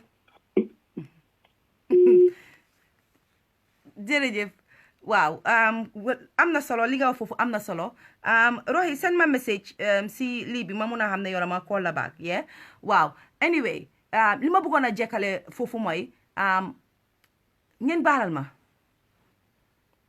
ñun Gambien yi du ñëpp ñene ci ñun war nañoo xoolaat suñu bopp bu baax first of all bëgg naa ngeen déglu ma ak xel te bu leen ma déglu ak xol asalaamaaleykum waaleykum salaam na def maa ngi fay Fatmata. naam na nga def contributal ñu ngi fi. ok waaw dama bëggoon a contribuer di kontaan si yow bu baax a baax. jërëjëf. definitely appreciate nañ li nga def bu baax because li lañ soxla ñun as Gambien. di ñaanal Sulayman bu baax a baax maa ngi ko ñaanal yàlla te saa yu ma julee maa ngi ko ñaanal. amiin. yàlla na ko yàlla jàppale bu baax a baax bam génn si lii because lii dafa miit. amiin. pare di ñaan Gambien si nañ jël suñu xol ñu rafetal ko ñu jàppale suñu broda bi si situation bu mu nekk nii. di xam ne ñun ñëpp am nañu broda te ku xam ne sa broda lii dal na ko dañoo booloo ñun ñëpp ñu jàppale ko comme ni nga def nii moo gën saaga yi nga ñëw saaga soo bindee message te ñu saaga la buli la jaru ko nañ jàppalante parce que lii def ñëpp xam nañ dafa mii man dama tiit dama ragal su ma sànnee kii vidéo mi dama dee tiit yàlla xam na loolu démb rek bu ma sànnee vidéo sa mii dama tiit waaye on the other hand believe naa ne kii lu moo wax nii amut sa wax si moo wax ne daf ko am man believe naa ne am ko because man dama foog ne daal kii dafa bëgg a Sulayman delluwaat ci néegam man loolu laa foog so di wax Sulayman na am ko dee fi mu téye buñ ko bàyyi na waxaa ñi jara waxal ñi nga xam ne dina na waxaa ñooñu ku si mel ni yéen seen maas di ngeen ko want to the right direction because yaaya ngeen foofu torop te ko wax di wax suñ boy si ne nañ bàyyi seen xel àdduna jarut lii nii dara jaru ko fi nañ bàyyi seen xel bu baax a baax yàlla leen yàlla jàppale ñoom ñëpp lépp luñ bugg a yàlla defal leen amiin yaa rabbal amiin yal na la yàlla fay dina la tiyaabu yéen ñëpp ñu kool maa ngi tudd Aminata parce que dama def sa page ba all the time jërëjëf Aminata baax na jërëjëf waay okay my Zimbabwean people sorry to say this we cannot speak English now but you keep hearing me say amen amen amen that's our own shrines they're calling for us they're telling us what they're about to do so my own people the one doing the black magic the proper juju back home they are calling so I'm saying amen so tell Tatelicious that my shrine our shrine the people are calling and they cannot speak English so I'm saying amen you keep hearing me saying amen amen amen so I'm telling them amen so the fight has started I cannot speak English now I have to say amen to them my shrine is not in my house it is in Africa it's in Gambia Mali and Nigeria.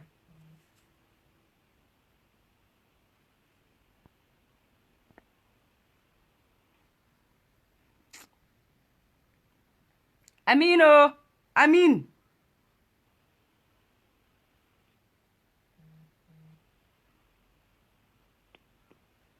Assalamu alaikum. Naam. sa liggéey rafet na. jërëjëf. maa ngi laa jaajëfal si sa you are really clean hearted my sister. thank you. yal na la yàlla fay sa xol bi. ñun ñëpp la nag. waaw anyway boy bi lu happen na ba pare. there is nothing we can do about it. understand nga maybe buga moo ko si dugal. understand nga ba pare jigéen bi nit ki mun ngaa trust nit waaye kooku su la bëggut nga trustut la. anything can happen expect anything understand ba pare Europe ñu bëri comme nit ku ñuul ñun ku la gina am dërëm rek won la ne maa la ëppa ñaan won la ne maa la nekka bu naa taxaw fu nekka won la ne hey yow doo dara te yow dërëm rek moo nekka si xaalis bi si poosam bi understand so ñun lu ma advice boy bi ak dum boy bi rek yaa ma dégg waaw ñu ngi laa dégg bu baax allo waaw ñu ngi laa dégg bu baax waxal allo oh ñu ngi laa dégg ok nit ñi dañ jee fa ne nekkuma leen dégg ma ngi leen naa dégg bu baax a baax ok ma ñëwaat rek si li ma doon wax Gambien suñ Gambien yi mooy li ma wax déglu leen ma ak xel te bu leen ma déglu ak xol ma wax lii du tuuti rek li ma bëgg a wax foofu mooy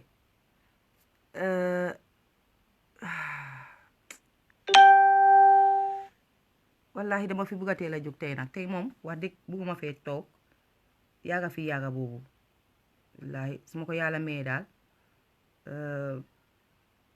léegi naa fi jóg Roy senaatal xaay rek maa ngi am call si mu ngi all right Gambian bi I know your concern xam naa ne ñu ngi tiit ñun ñëpp ñu ngi ragal waaye dama leen bëggoon a wax dara rek yéen ñu maa call di show seen concern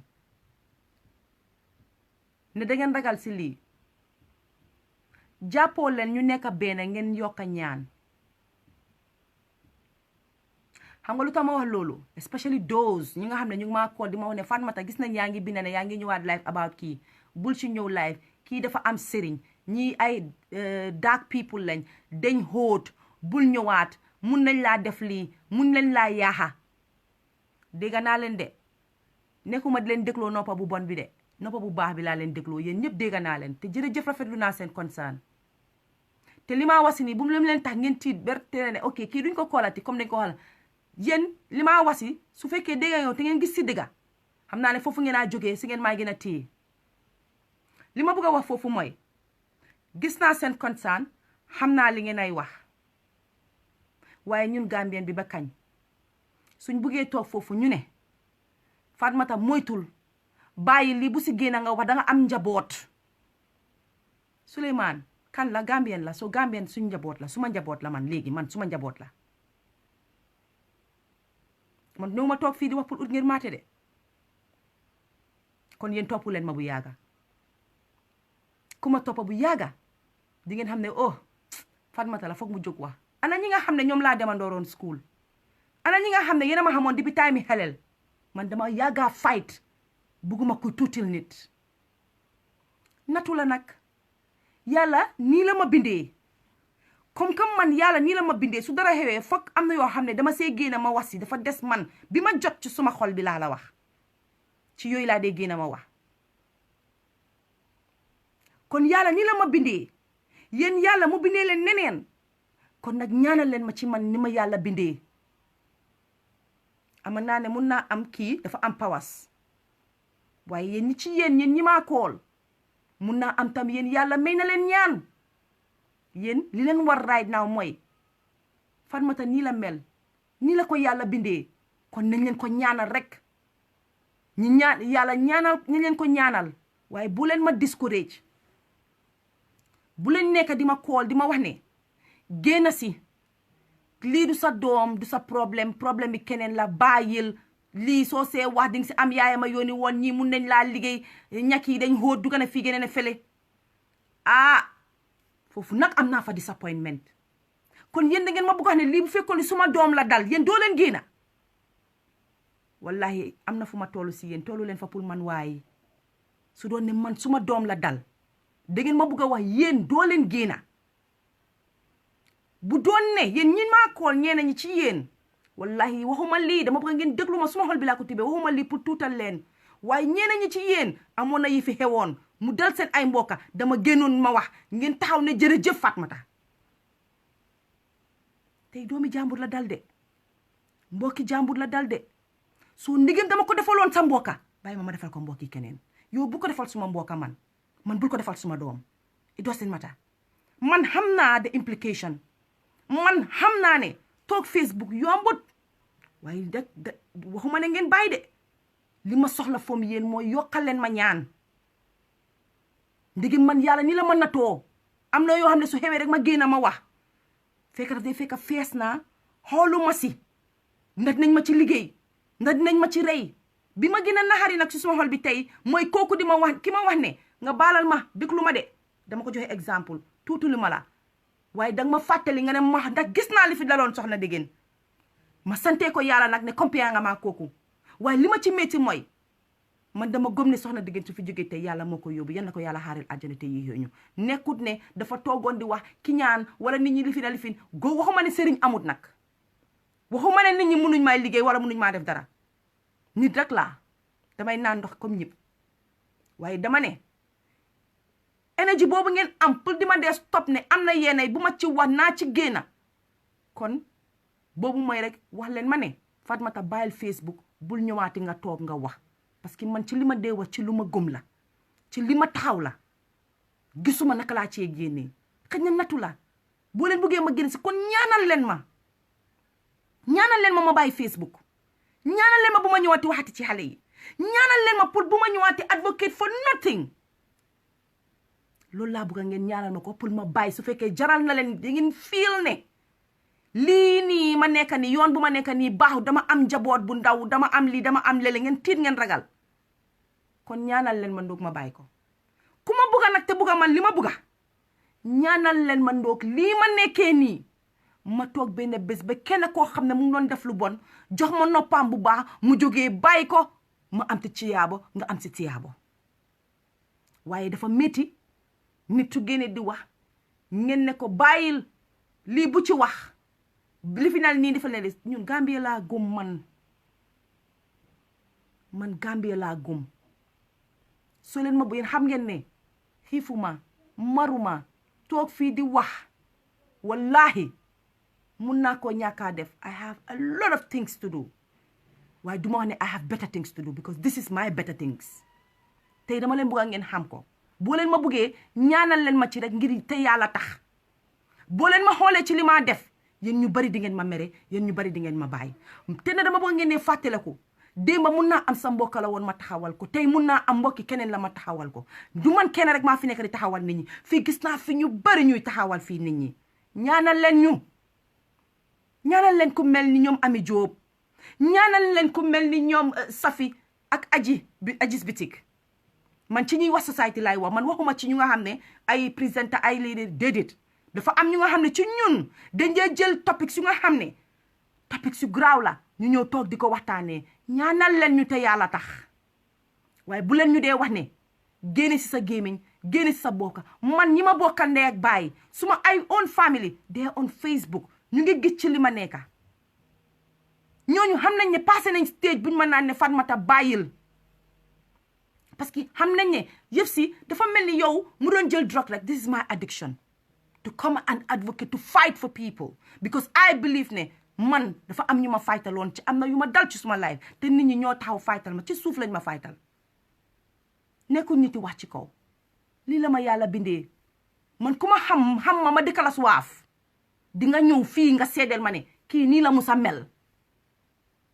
soo foofu dama bëgg a Gambien bi bàyyi leen foofu tuuti gis ngeen soo leen tegut seen tànka foofu noonu di leen toog ñuy noot suñ nit ñi te kenn du génn ñu wax am na ñu bari ñu fi daan wax ñu ma daaxa wax te gisatu leen ñu wax xam ngeen lu tax waxatuñ because of façon bu mel nii non lii moo tax ñun Gambien bi suñ dem du gaawu parce que ku jóg di wax rek nga nekk foo xam ne ay ñaan rek moo la war a toppa dañ la naan ne bàyyil xalaatal sa njaboot bi man dënk naa yàlla suma boppa dënk naa suma njaboot bi suma boppa wallahi lu ma dal man dama gëm ne yàlla moo ne yoon bi foog ma jaar ko amoon na jamono yu métti woon ci man am na jamono yu neex ci man yëpp dama bind rek ne man bugg laa ci yàlla every day dafa ibi page ne tey page bii lii laa la jox Fatmata Kuka suma njaboot bi dënk naa ko yàlla su dee suma wax bii moo may loor suma njaboot wallahi dënk naa leen ko dënk naa ko yàlla lii yàlla def si man rek nangu leen ne lii la yàlla def si man 10 years ago gisu leen ma may wax xëy na boobu yàlla def ko ci man tey ngeen ko gis si man soo tey ngeen naa jël rek pour ñaanal ma ñu dem waaye dama leen naa wax ne moytu leen ci lii li ngeen naa def nii moo tax ñi fi ñeme pour ñëw toog wax yépp mënuñoo wax te da ngeen war a fàttaliku leena démba waxaloon naa sa ay mbokka xëy na tey mbokki jàmbur lay waxal man kooka Rahman de maa ko wax ci yi may wax nii bis bu jotee suma family member jógu leen ngeen wax si ma xam ne man kon li ma doon wax Facebook jarutoon may wax ko bañu ma nag ñuy may saaga de bugguma ñuy may saaga ngeen ñëw saagal ma parce que boo leen ma saagalee di ngeen wéet ci xeex gi parce que du ma dugg saaga kenn loolu moom maa leen ko wax képp ku ma saaga ngeen saaga ko di ngeen wéet ci xeex bi man du ma saaga kenn soo du ma wax kenn mu saagal ma waaye ku bëgg nag wax baax nag mun ngaa ñëw wax baax soo foofu laa doon di wax ne foog ma sàcca film bi ma wax foofu parce que gis te nag mooy li ma leen ñaan déglu leen ko ak xel parce que ñi bari ñu ma call concern about that you are my good people bugguma ngeen fiil ne Fatmata dama ko wax lii mu ñëw toog man la doon gaaruwaale ma ne gaarumaale wu ma la dama ko jëlaale this opportunity pour wax leen yéen ñépp ne ñaan moo fi des ñaanal leen ma bu leen toog foofu naan lii du sa problème du sa affaire bàyyil yëfi Sulayman bi Tatelicious dina la liggéey xoolal sa njaboot bi ak lii léegi ñun suñ toppee loolu rek naka la Gambien yi demee foofu mooy benn am na ku bindoon di laajte ne Gambien yi nekk Sweden lañ def pour dimbale Sulayman ma tontu kooku tuuti Gambien yi nekk Sweden mun naa am defuñ lu bari pour dimbale Sulayman waaye Gambien bu ci mel ni man foog naa li maa def nii luy dimbale Sulayman nit ñaa ngee déglu te Sulayman mu ngee déglu ñun ñu ngee dalal xelam ma delluwaat ci maa ngi leen naa ñaax tooguñ fi man Fatoumatta Coker tooguma fi pour ne dama accept o tooguma fi pour ne dama support transgender tooguma fi ne dama support gay tooguma fi ma ne dama support lii wala lele déedéet dama fi toog en tant que yaay laa dama fi toog support Sulayman ne duma seetaan fuñ ko bulee ci loolu dama ci yàggaa dox leneen la ca passé ndax góor jigéen la ndax du góor jigéen ndax gée la da du gée diggante moom ak yàlla la man suma part man koo def waaye yow mi nga xam ne fiil nga ne góor la defaloon wala ni yenn yow sa part mooy nga ut Sulayman wala nga dugg Facebook live nga wax ne yéen na ko yàlla génne ci yoon boobu dugal ko ci yoon bu baax bi lii c'est collective effort dama leen bëgg a wan ne nag lu ma silence si lii du gaaw déedéet pour dénku leen ne maa fi daaxa indi kilifa diine ci suma plateforme bi waaye yàlla xam na ne li ma taxaw fii pour xeexal Sulayman dama ko xeexal en tant que yaay la te dama ko xeexal ngir bulli buñ koy bulli dugguma ci sexual relationship am dugguma ci yeneen a yeneen yoo nga xam ne man bugguma ko te duma ci taxaw waaye bulli biñ ko bulli laa jóg taxaw ma waxaat nag fee nag mu leer nag ci noppay tuuti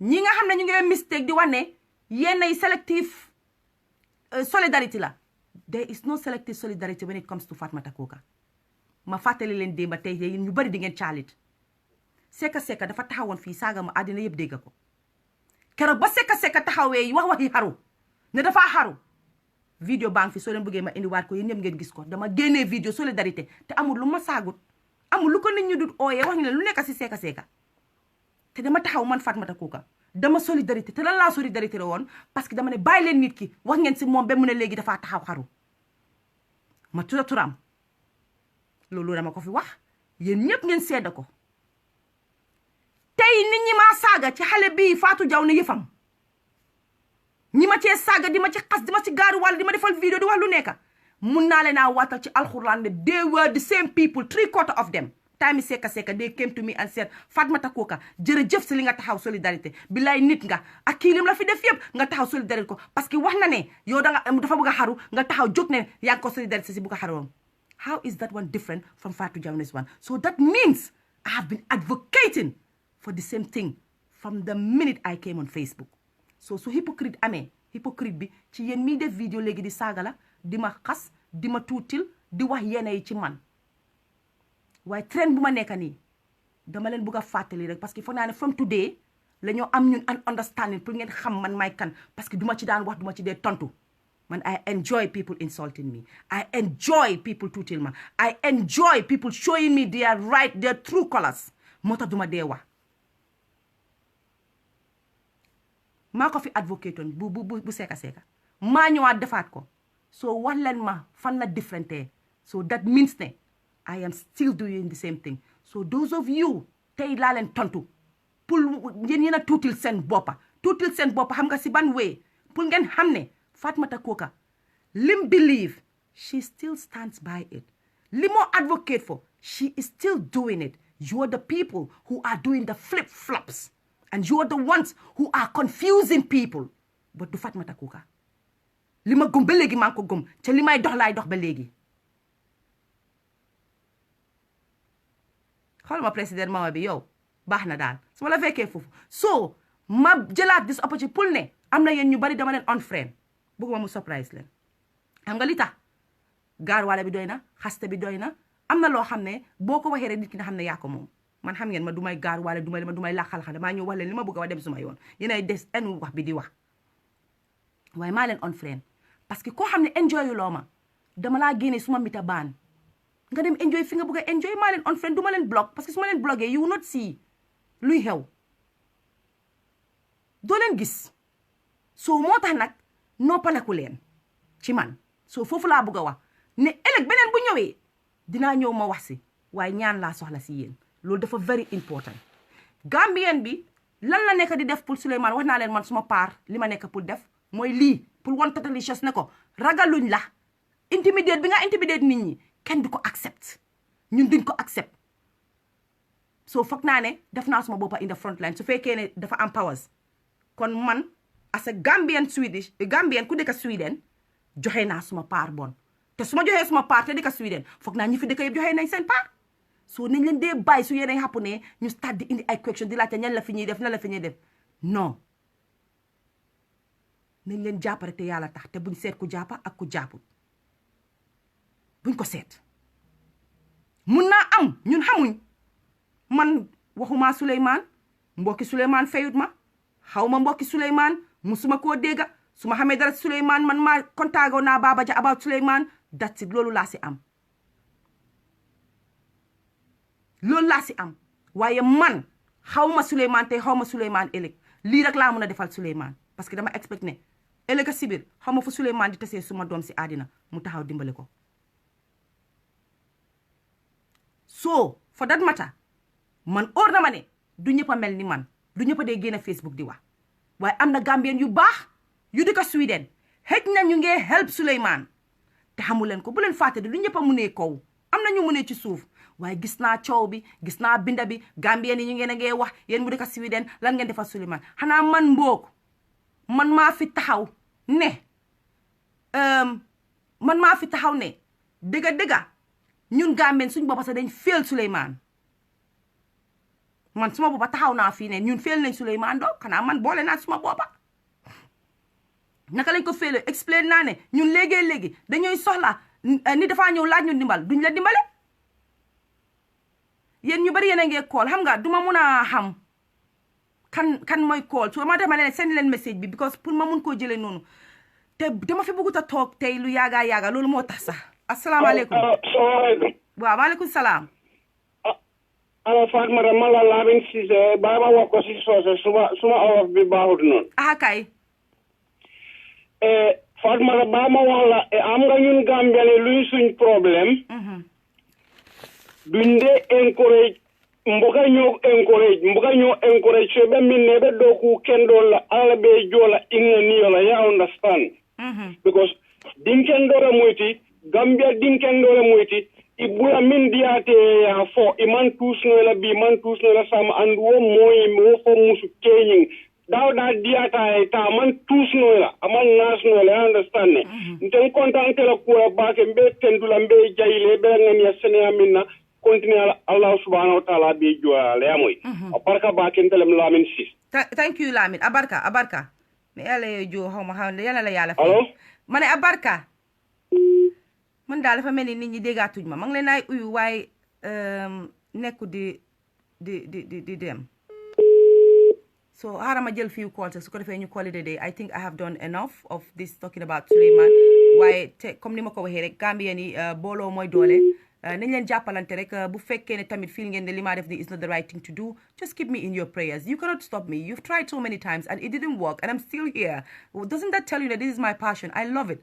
Look, some people even, let me tell you this, some people even ask me, Fatmata, let us say you know, actually, maybe men don't even understand me. Maybe even if they come to my life, they don't understand my passion for this. This is me.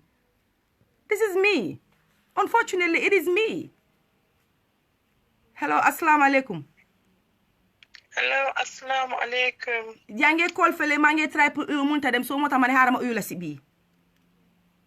Okay, hope na yang ma dégga. Ñu ngi laa dégga gaay ñëpp a ngi laa dégga. Go ahead. Okay, jërë ngeen jëf si li ngeen a def. Jërëjëf. Ba pare di la jaajëfal gis nga ni gis li nga nekk si ñun ñëpp duñ mun a nekk accountant ñun ñëpp duñ mun a nekk jaaykati restaurant ñun ñëpp duñ mun a nekk teacher ku nekk foog mu am fu ko yàlla natt nga béy sa waa ñu daje.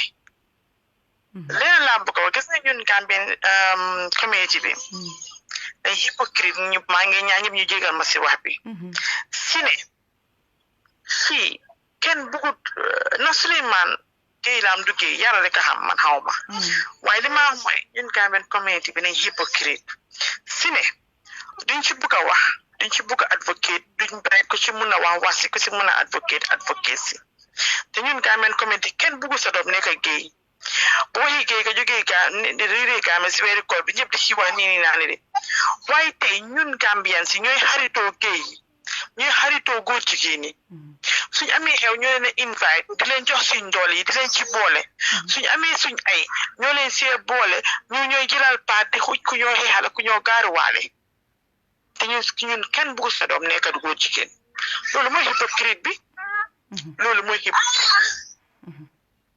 so ba pare fii ñëpp ay mistake Sulayman dëgg li mu def kenn farelu ko de waaye mistake na juum na dañeen ko ñaanal yàlla jàppale ko xam nga Tatelicious xam nga Tatelicious xam nga Tatelicious moom on san mënut xamut kii yàlla safara moom laa defee pañe taale ko taal bi ay opala ñëpp sax wax xam man duma waxam sax parce que yàlla yàkkamtiwu ko xam nga am na si yoo si nekk daa fa ne yow yaa sa nguur xamee ko dëgg la ñoo wax soo gisee ñu bi ñu jël ko ñun Gambie si Sulayman bokk la dañ ko ñaanal yàlla jàppale ko because fii kenn ku nekk mun naa jum ku nekk mun naa tarxiis comme ni nga ko waxee sa doom ak suma doom ak doomi keneen yëpp mun naa tarxiis 1 minute Kola waaw soo nañ ko jàppale ñaanal jërëjëf xëccaat ko suñ biir jërëjëf ko si lim nekk lu metti la he is having dark days yes te lii mu yàlla mën na ko see génne because su demee sécurité fu mu nekk nii because of ñun Gambia bëgguñ yëfi góor jigéen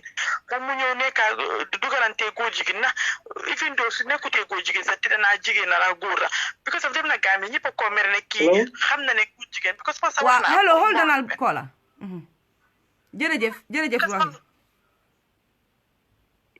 because man wax naa ko sax mais bu ko kii ne ko trans sa bara moo egga si ci da bala ko fa war a romba dem toppatoo Islam waaye seytaane ko ëpp doole maa ngi emal ko fii wax bi jërë ngeen jëf waaw jërëjëf thank you so much hello Kola hello waaw hello acha go ahead waaw na nga def sis maa ngi fi go ahead maa nga doon déglu waaw this time dama wax side Sulayman yow sa side lay wax jërëjëf acha go ahead yeah because maa ngi déglu sa wax bi you xam nga comme like nit yi nga xam ne they are trying to talk negatively side because of maybe feel nañ ne yaa ngi implicate yourself or something like that. No, you don't have to feel like that. Feel nga ne yow you are a citizen the yak Sulayman ina bokk benn dëkk bu ngeen jógee mooy Gambia. Understand? The feel nga ne Sulayman understand is a brother to you, right?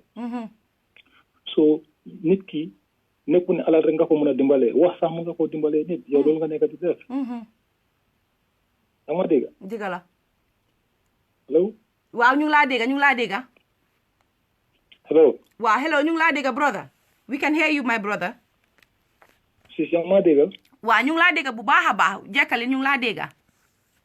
Okay, so pour yow xam nga naan jigéen boobu noonu perhaps moom lépp lu moo su fekkee ne dafa am benn shrine bu mu am su ma liggéey su la ma ne jigéen bi kii amul dara kii dafa xalaku kii dafa dof kii soo ko seetee da nga xam ne he aussi is finished kii dafa góor la waaw understand nga so comme muy sa side Sulayman everything is all right yow daal comme ku la mënta gërëm daal xam nga rek na la seetaan nii rek bàyyi la waaye ku la bëgg a wax something negative kooku mën naa wax ne rek xam nga xolam bi baaxut. They concerned man faguma sa bro I don't think they are being negative or something they are very concerned moo tax man tam ma speak ko out loud pour ñëpp dégg ko parce que dama si am call yu bari from yesterday ku nekk di ma call tey ma bindaat ne damaa ñëwaat nag call bi gën a takkaat naa si so they are concerned and dama trying to show them that I understand their concern ñun Gambien bi we are designed like that lu tuuti daf ñu dee tiital waaye léegi li ma bëgg a wax mooy su fekkee ne people are concerned and then I become concerned then I need to stop coming to Facebook Live I need to stop doing Facebook Live. No. So defee loolu if you do that it means that you are scared. déedéet moom laa tontu gaay ne leen ne su fekkee ne ñoom li ñu wax noonu loolu laa jël kon ma bàyyi ñëw moo gën waaye dama leen bëgg a wan ne ñaanal ma moo gën rek parce que man pareeguma pour bàyyi bro man ku maa jël jàng ma this is my package. loolu la wax ni bari ko si mbartal la puus mu dem ñaaka puus mu dem soo balaa caa doo ko puus rek mu dem. nañ puus rek bilay puus nañ puus bro nangu naa. yokk ma ñaan rek waaw ñu puus mu dem soo loolu daa mën a la yow hence yow xam nga ne li nga def lu baax la continuer jaama rek ngay am jërëjëf grawut jërëjëf yeah jërëjëf you don't have anything to scare nga soo julee rek ñaanal la sa bopp jeena jërëjëf thank you very much yal na la yàlla fay ok jërëjëf thank you take care waaw yow Hadi Khadija Barrow yow doo ñu ne xam nga yow kooku traité na la mu ne nga jëli sa président bi mu ñu def li affaire si yëfi président kii dafa yebaate sax waaye yow Khadija Barrow kii daf ñu yëpp de mun nañu jëli sa doom bi indi ko kii war naa boole suñ président Barrow bi si waxi nonsense am bii suñ président bi dafa am jot bii nii suñ président bi is doing his own stuff waaw de dañ nit suñ diplomatique dross bi hello asalaamaaleykum Hello. Sister. Yes. Naam. maa ngi sa comment section bi tey di defante rek waaye dama la bëgg a wax ne. bàyyi defante soo tëddee nelaw. kay. Zimbabwe bi léegi. dañ nit pour xam ne ñun tamit dañ dëgër bopp comme ñoom. waaw da nga xam nga ku dëgër bopp da nga ko wane nga dëgër bopp yow it. dëgg la waaye anyway lu ma am pour wax rek mooy lu tuuti rek mooy yow li nga def dafa rafet soo tëddee nelaw tey moom. bu dee dama taal 100 sondeel di la ñaanal dinaa la ñaanal. du woo moo munaloo dara. def ko de. duñ la munal dara. Tatelicious is coming from you. yàlla dina si jàppale yàlla dina si aar. dégg nga. waaw so bu woori sax. nañu ñaanal ñun mi gis li xew ni di nekk yaay am njaboot ñun ñëpp dinañ su ko ñaan yàlla muñ aar ñu ñun ñëpp. dégg nga loolu daa am pour wax la jërëjëf si programme bi again. thank you jërëjëf God bless. jërëjëf. oh my Zimbabwe people, my Gambian people are angry. They are here to support me. Did you see them? They are calling. They are supporting. They have opened the shrine. They have opened everything for me. So you cannot hear what they're saying. This woman, what she just said. Oh, tell Tatelicious to run. This woman just opened her grandma's shrine and give me protection. My imam is giving me protection. So my people, my Gambians are vexed. So I'm just joking. We don't have your time. Salaam alaikum. Ala Musa. Walaikum salam. Wow, ñëwal ci kaw gaay.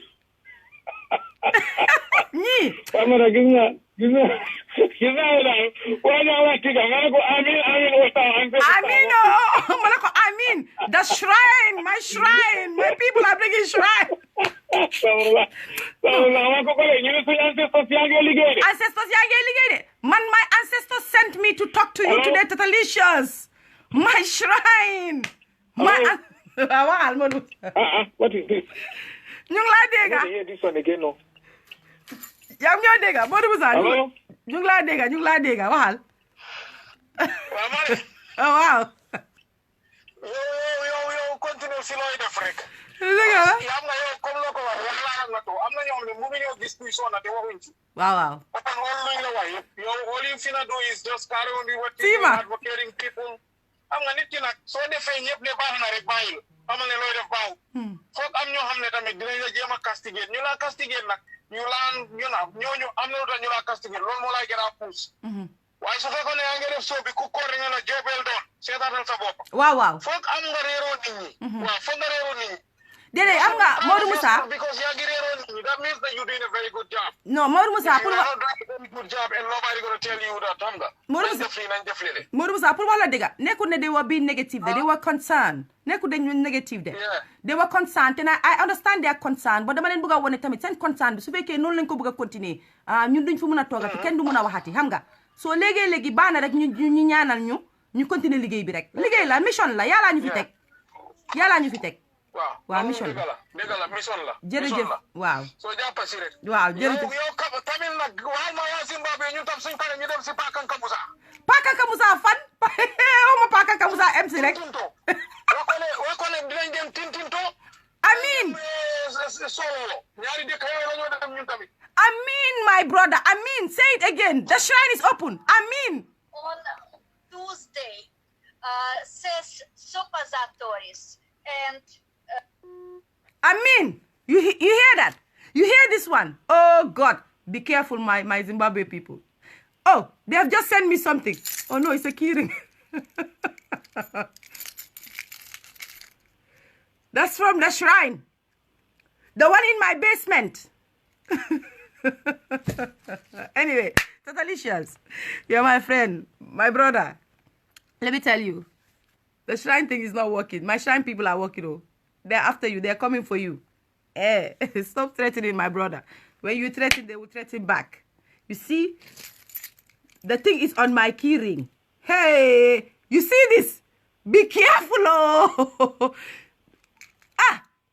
The one with the black dress. Her name is T. McGay. She's kneeling down right now, praying. Be careful, be careful, be careful. Don't try us. Assalamu alaikum. Assalamu alaikum. Alaikum salam. Okay, go ahead. Famata naka nga def? Maa ngi fi naka def? Nuyu naa la. Jaamu rek. Man tam fay naa la. Waaw. Man tey dama bëggoon a wax tey si lu ma fekkee ni. Kay. Lu ma bëggoon a wax mooy. Waaw. Hello. Waaw, ñu ngi laa dégg. Waaw, ñu ngi laa dégg bu baax waxal. Lu ma bëggoon a wax mooy. Waaw. Yow kenn mënal la dara. Ndeysaan. Yàlla moom. Ndeysaan. Mënal la dara inshallah. Ndeysaan. Waa Zimbabwe kenn xamul ndax lan lañ gëm. Dëgg la. So foog ma ne nit mënal la dara. Dëgg la. Yaa ngi julli. Dëgg la. Yaa ngi ñaan yàlla man lu ma laa wax daal mooy jàppal sa julli di ñaan sa yàlla bu faale sax. Kay. Su nañ la dara. Dëgg la. Hello. Waaw, maa ngi laa dégg. Ñu ngi laa dégg waaw. Yaa ma dégg. Waaw. Waaw di jàng sa ayatul kursi di ñaan sa ñaan mënuñ la dara kii mënu la def dara sax. Bam la jàppa. Waaw parce que gëmuñ. Yow mu gëm nag di ñaan sa yàlla. yow yàlla dina la jàppale insha allah. Kay. man loolu laa amoon pour wax. Jërëjëf rek nag bul faale. Waaw. Jërëjëf kontaan naa yal na la yàlla fay bi na la tiyaabo waay kontaan naa. Tatelicious and your people. My people are angry. They are here now. They are talking. Oh, I mean. Hello, assalamu alaikum. Assalamu alaikum. Hello. Yes, assalamu alaikum. Si. Waaw ñëwal ñu ngi laa dégg. Dama bëgg a contribuer ci soobi rek. Kay. Waaw ñu ngi laa dégg waxal waaw. Comme yow ni nga ko waxee rek maa ngi dégg comme la ñuy wax ne la yow sa yoon nekku si du saraka oo du sa doom. Waaw. yaa ma dégg. Waaw ñu ngi laa dégg waxal. So nama yàlla baalal du ma ne Gambians yëpp la but there are some Gambians ñoom like suñ setulee rek duñ dee after the others. Understand nga. So te lii dafa nekk loo xam ne ndox bu tuuru la already kenn mënatu ko understand. Dëgg la. Good. So li important moo nekk as Gambia la neexee Gambia la dëgg la. as far as Gambia ñun baax dëgg la. Understand. Hello. Waaw dafa nekk di break ndeysaan. Ara ma seen la beneen number boy call.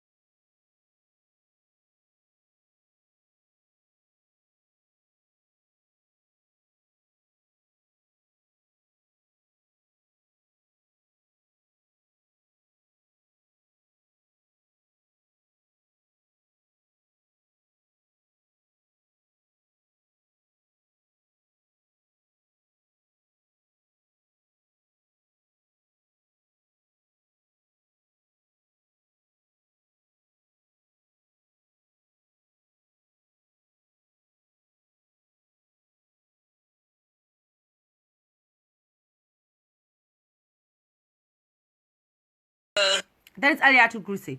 Listen to that, Tatelicious. Maybe that will help you come out of your dream.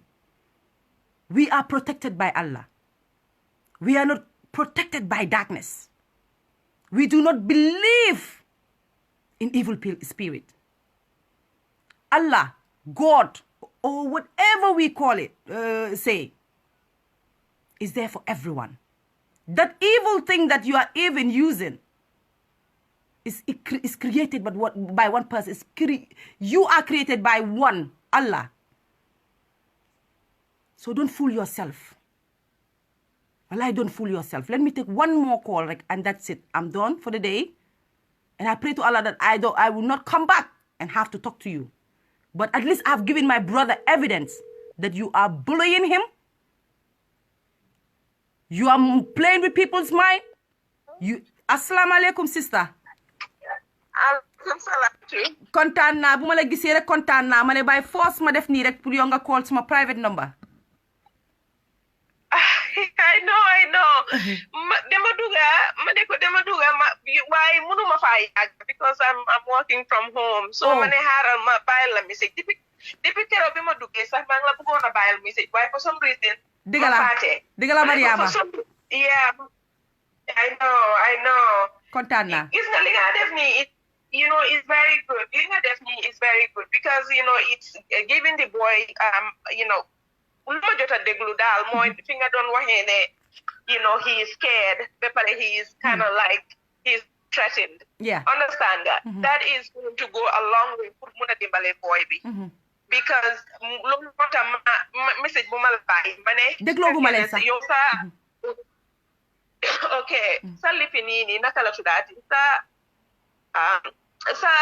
live yi nga def on this topic. Su fekkee ne mun nga koo dal boy bi mu amee yooyu noonu mu amee audios yooyu noonu ba pare ak moom si boppam dem si waaji si boppam si page bi mu download everything loolu la def about him. Understand nga mu amee yooyu noonu as evidence because those are very good evidences for boy bi gis nga he is in a difficult time right now. Why this is a blessing in disguise. Exactly. It's a blessing. Yeah, it's a blessing in disguise for him because from nekani he has ample evidence for hamne. Munna ko use purificate ambi. Understand nga? Because for one reason we all know ne Gambia homosexuality we is frowned upon in the Gambia. Yes. Understand nga? So from nekani lum definitely is all over the internet. Yes.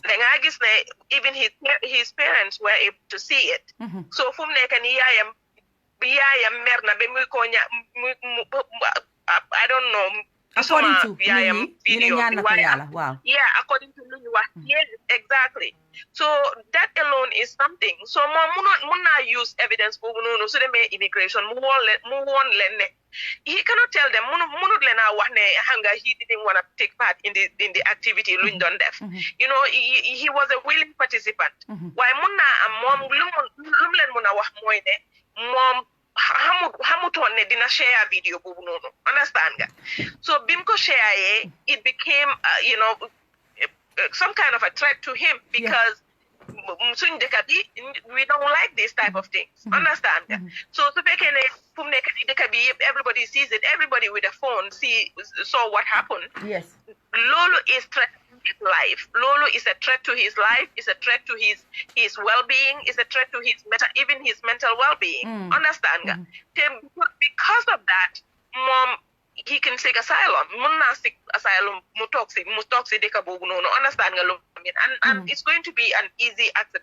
So then America gila de mom, it's going to be very easy for him to get because this thing is out there. The mom he wasn't the one who put it out. Yeah. Tate moko put out. So then I guess na tate nim ko put it out no be pare bim ko put out waxut koko.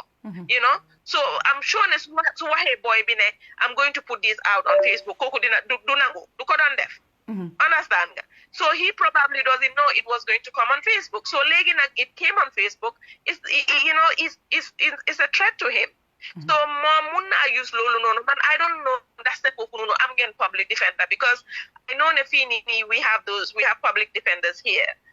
public defenders mooy ñooy ne ñooy lawyers yoo xam ne su fekkee ne amuloo you don't have the funds pour nga hire lawyer. kay am nañ will give you am nañ waaw.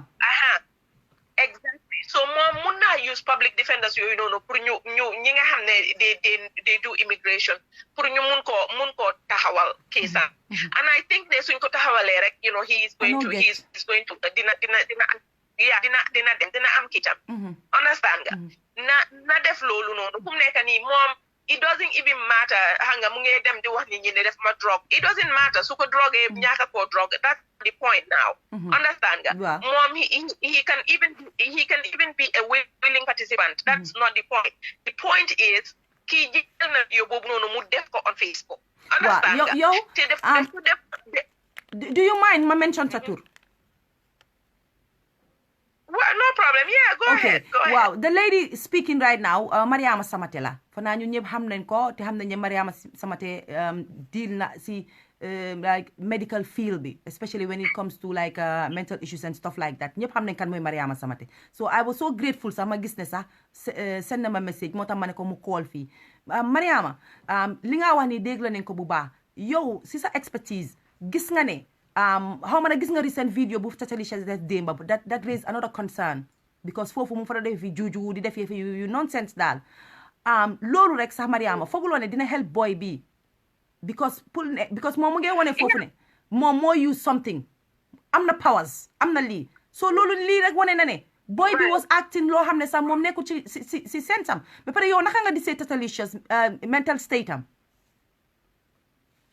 Gis nga man bi ma demee ba seetaan ko I feel sorry for her. I really feel sorry for her because I don't know man for the life of me man I don't even know who will act the way she is acting. Why dama xam ne tam people in her her likes these are the type of things they do extravagant stuff. They do things that you and I wouldn't do so because I'm not I can't say whether she's sick or she's not sick. Why bima ko setane bima gis video bima ne no this is crazy. So I just got out of it. So I can't munuma ko diagnose because I didn't assess her. Okay. Assess umako. Why what I can say is it's not a normal behavior. It's not a normal behavior. It's not normal at all. It's not something that you and I or anybody else who is with their senses will do anything like this. So maybe she's doing it for attention too. That could be. Maneko, that could be why. At the end of the day, Mom, the type of things she was saying, for Pruman, Lolo is it's threatening to Sulayman, especially munge ñoo life di wax ne kooku noonu dafa amee criminal activity dafa si jail la nekkoon mu ñëw nangam he's saying all those things so mu ngi mel ni boy bi was very vulnerable bim ñëwee ci moom and even saying that live that means he is violating his right. Even su nekkee prisoner, you're not allowed to even do that. Exactly. So the boy was very vulnerable. He's from prison. Yonga joko, a place to stay. Who knows? Then mom more initiate sex. So boy, we feel like if I don't do this, I will not have a room. I will not have a place to stay. Understand? So he was doing it under duress. When you know Gambian, we Gambians are very quick to judge people. People are saying all sorts of rubbish about the boy. Your hamulos the ban condition la boy bineka. You don't know. You don't know what pushed him to do what he is doing. I'm not saying it's the right thing to do, but for somebody who was picked up from jail, understand nga? Tenganeka si deka bo hamne amulo fa ligay, amulo fa you don't have family who is going to shelter you, who is going to lodge you, Can you imagine you yourself being in a similar situation? You are so vulnerable. If you are not somebody who is strong, you can find yourself in doing things like this. Yeah. Understand? Yeah. So that doesn't mean we should shun him. That doesn't mean we should be critical of him. What the boy needs right now is prayers. Yes. Prayers is what he needs, and sympathy, action solidarity. Lola need from nekani. So whatever we can do, let's go ahead and do that, and then find ways for him. dinañ ko find a lawyer dinañ ko dimbale mu ut a lawyer foofu noonu mu yóbbu di fi ne xam nga bëgguma ko wax si anglais because mbokki gaa moo tax sax laajuma la ko si anglais waaw moo tax bëgguma la ci si anglais exactly ñu ngi si thread bi so da ngaa gis ne suñ ko déggee dañ koo dem waxi ne mu wàccee vidéo yi yëpp so lu mu war a def rek dafa war a dem download na Mariama download naa yëpp bala maa génne di wax dama make sure ne dama fightal Sulayman te fight bi mooy dama download all his stupid videos to tell you the truth I did mu ngoog jeex na fu mu nekk nii jeex na gis nga vidéo yooyu noonu la moo mun na koo use loolu evidence ample evidence la pour mu dem woon immigration ne this is what is happening moom mun na la naa wax ne man maa ngi nii understand nga yes dama participate in this waaye da ngaa gis ne man waxuma ko woon ne waxuma ko pour mu post ko on Facebook so fu mu nekk nii moom post na suma waa dëkk bi ñëpp everybody disowned me you know duma mun a ñibbi suma dëkka munuma faa ñibbi you know because if I go my life is threatened understand te loolu nekkul fen sax loolu is a reality am na ñoo xam ne ñu yeah loolu is a reality because you know for us lii gàcce la you know for us this is something loo xam ne you know is not supposed to be done so loolu la moom fu mu nekk nii he is on a very strong footing moom bum faale kii bum ko faale bum dem anywhere near her bum wax anything about her you know moom na dem mu def comme li ma la wax nii rek yéen ngeen dimbale ko mu dem ut public defender waaw public defender boobu noonu mu ko mun a defend so yow very smartly yow ni nga download a video si him that's going to be very good for him ba pare yow sa video si boppam mun na ko use tam as evidence because xam nga yow am na place dama later duga daal waaye bi ma duggee maa ngi dégg yaa ngi wax ne something to the effect ne you know def ko threaten ba pare yaa ngi wax something to the effect ne ñun homosexuality suñ dëkk dañ ko bañ loolu yëpp is another evidence yes loolu yëpp is another evidence ne okay kii li moo wax dëgg la because somebody else outside mu ngi nii di wax the same thing ne Gambia they don't like it that is the truth you know mun nañoo dem si luwaayi Gambia yi sax mun nañoo dem si luwaayi Gambia ñu gis ko foofu noonu ne legalize suñ façon yii nii indi Gambia so if you do these type of things you know you are shunned the worst that can happen is nit ñi mun nañ la attack sax si mbedda bi because they feel like you was a bad name you know you've done a whole lot of bad things to us so this is good Mandal, you know, I see it as a blessing in disguise. From Nekani, he just he doesn't need castigation. He doesn't need holier than thou attitude. He doesn't need any of that. What he needs is us, you know, holding him and praying for him. Yeah. Because, you know, nobody is perfect. Can perfect it. You don't know. You don't know what can befall you later on. So, from Nekani, it's him. But what we do is pray for him and pray that you know he gets out of this and you know limo utam mu because you know that's it you can just see Tatelicious lim don neka di wax you know you can just if you have any ounce of sense mun nga gis ne you know this boy was in a very vulnerable situation you know yow nga joge jail mu ki nga xamne koku mo la dem jeli ñu indi la ci negam bi that person is more powerful. Xam nga li moo métti Mariama Samate xam nga suñ nit ñi two things lañ nekk di boole the fact ne the boy slept with someone koo xam ne transsexual of course gay lañ ko ooyee si léegi ñoom dañ fa ne nit ñi are fighting on that basis no people are fighting on how his privacy was violated people are fighting based on how this man or woman is threatening this Sulayman right now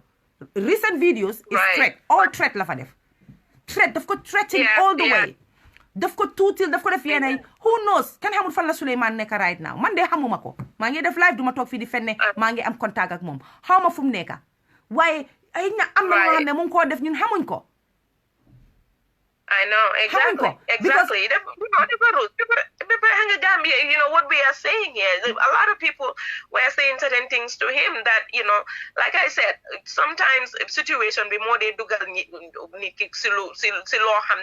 you know, if he has the chance, he won't do it. Yeah. Understand? Yeah. So, you know, man, I don't know this boy, but why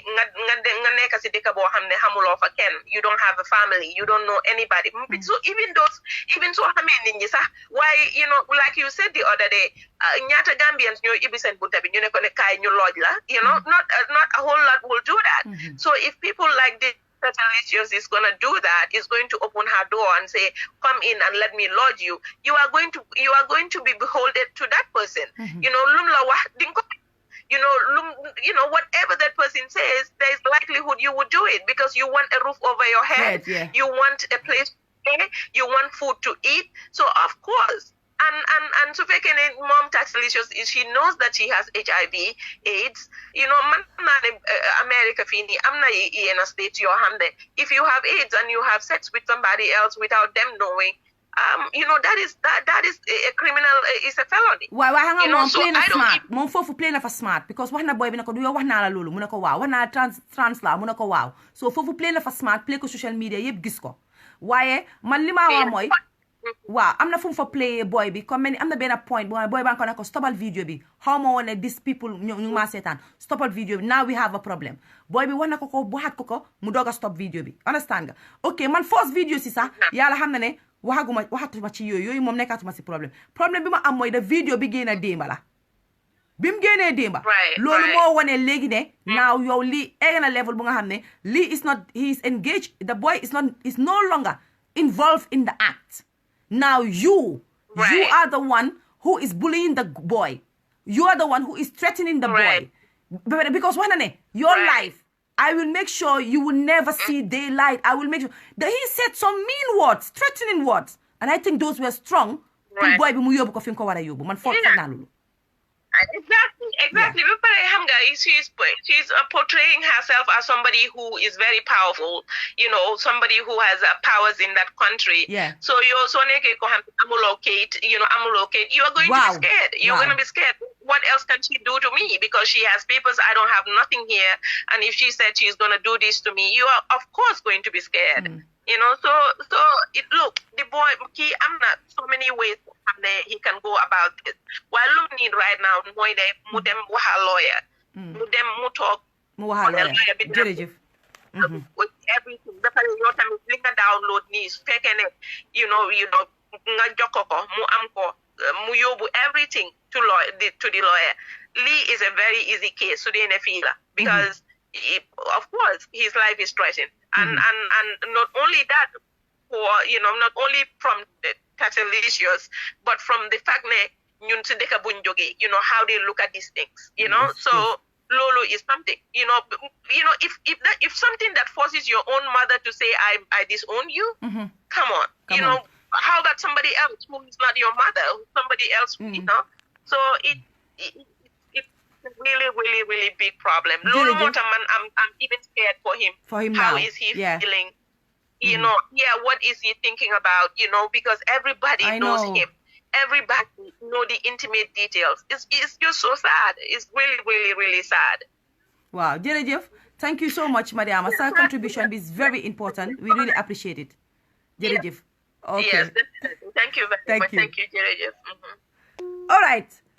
My Zimbabwe family, the villagers from Zimbabwe, the villager from Gambia. Let me tell you something. Yes? Okay. Let me go back to where I started from. I am saying that Tatelicious and Sulayman are equally to be blamed at the beginning. We are not even talking about the first videos anymore. You guys are here ranting about, he was equally in it, blah, blah, blah. We Gambians have acknowledged that. We have given you that. We said yes. But now, what changed the story is the video from yesterday. You can call my Zimbabwe family. Send me a message and say Zimbabwe. I'll put you on. And if you insult here, for the first time, my Gambian people will know that I can insult. I will insult your whole generation. You make a mistake. Let Satan give you a free air ticket to call my platform and insult. I will insult your whole generation. I will show you what insult is like. I will show you how to insult. I am telling people not to insult you, to respect you. If you don't respect yourself and you call my platform for my audience to hear you insult, I will insult you. All right. Let me make it clear. That, like I said, this is no longer about the first few videos, the sex video. Listen with your thick heads. Listen carefully. It's no longer about the sex video. It's no longer about whether Sulayman was willing or unwilling or whatever. It's no longer that. Since you guys speak English, let me speak English to explain this to you clearly. Yeah? Now, this recent video that Tatelicious did, that's the video that we are talking about. This new video proved that the boy was under a spell. You people are saying Tatelicious have powers. So the last video proved that he have powers. So if he have powers, let's be honest. If that's what he used, then at a court of law, it will be seen as if the boy was under the influence of something. He was not with his right mind. So if you guys are very stupid not to understand this, this is my point today. And this is what my video is about today. It's not about the video where you guys keep saying that, oh, he was there, he was an adult, they have sex together. Please, that is history now. We're not talking about a video. We are talking about the video he did yesterday or today morning or whatever video where he was cooking Sulayman's boxer shorts and doing all sort of nonsense. For him doing that, doesn't that tell you this boy was under some spell? You people are mad. You are crazy. Since you are crazy, we'll show you madness. Anyway, my time here is done for today. Tatelicious, we are not scared of you. Bring it on any day, anytime. Look, Tatelicious can do 1 million videos and I will not come back. But when he comes threatening, I will come back and talk. Oh yes, I understand why Tata is angry. Because he was apparently, he was accused of like drugging the boy. Let me tell you, you haven't listened to my video. That's why you think we people are, I said it.